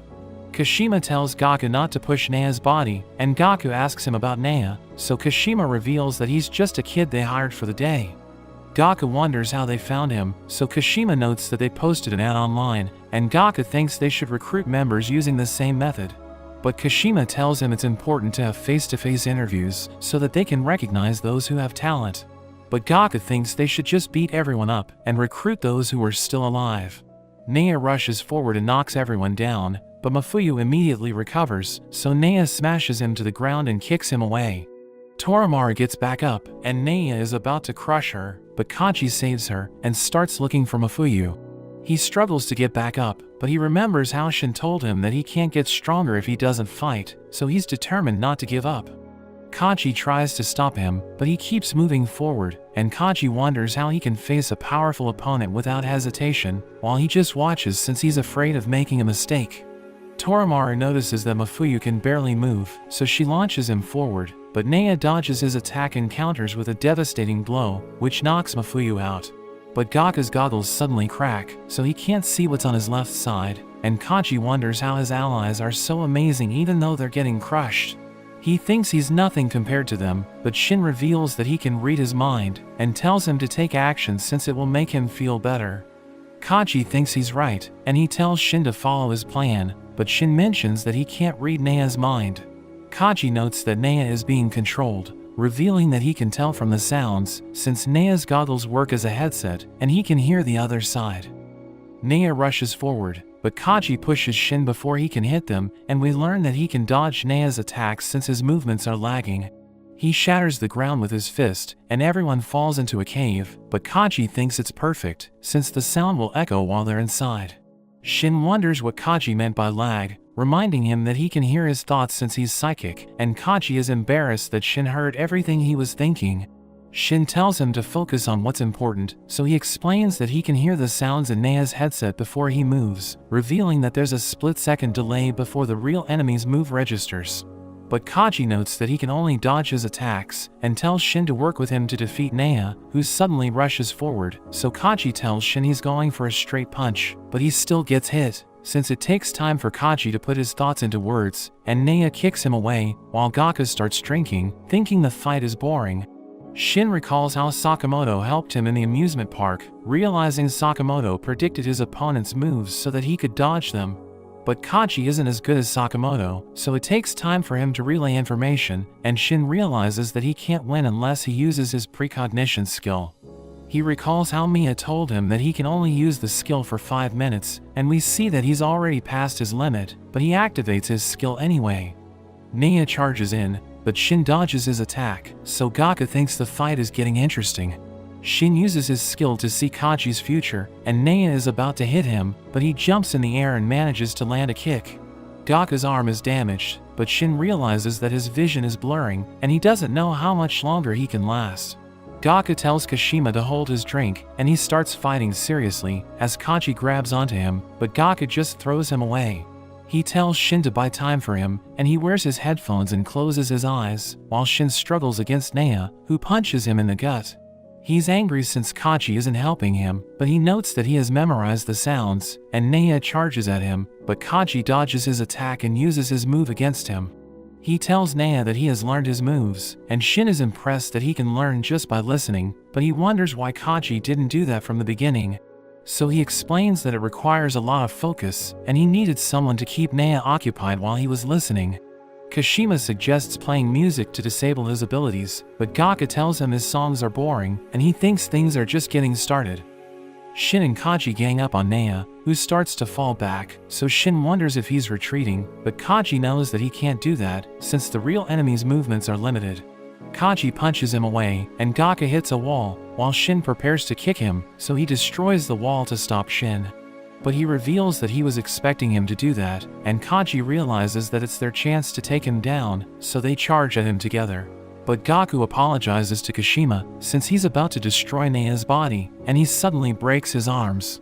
He punches Kachi with tremendous force, and follows up with a sonic attack, which overwhelms his senses.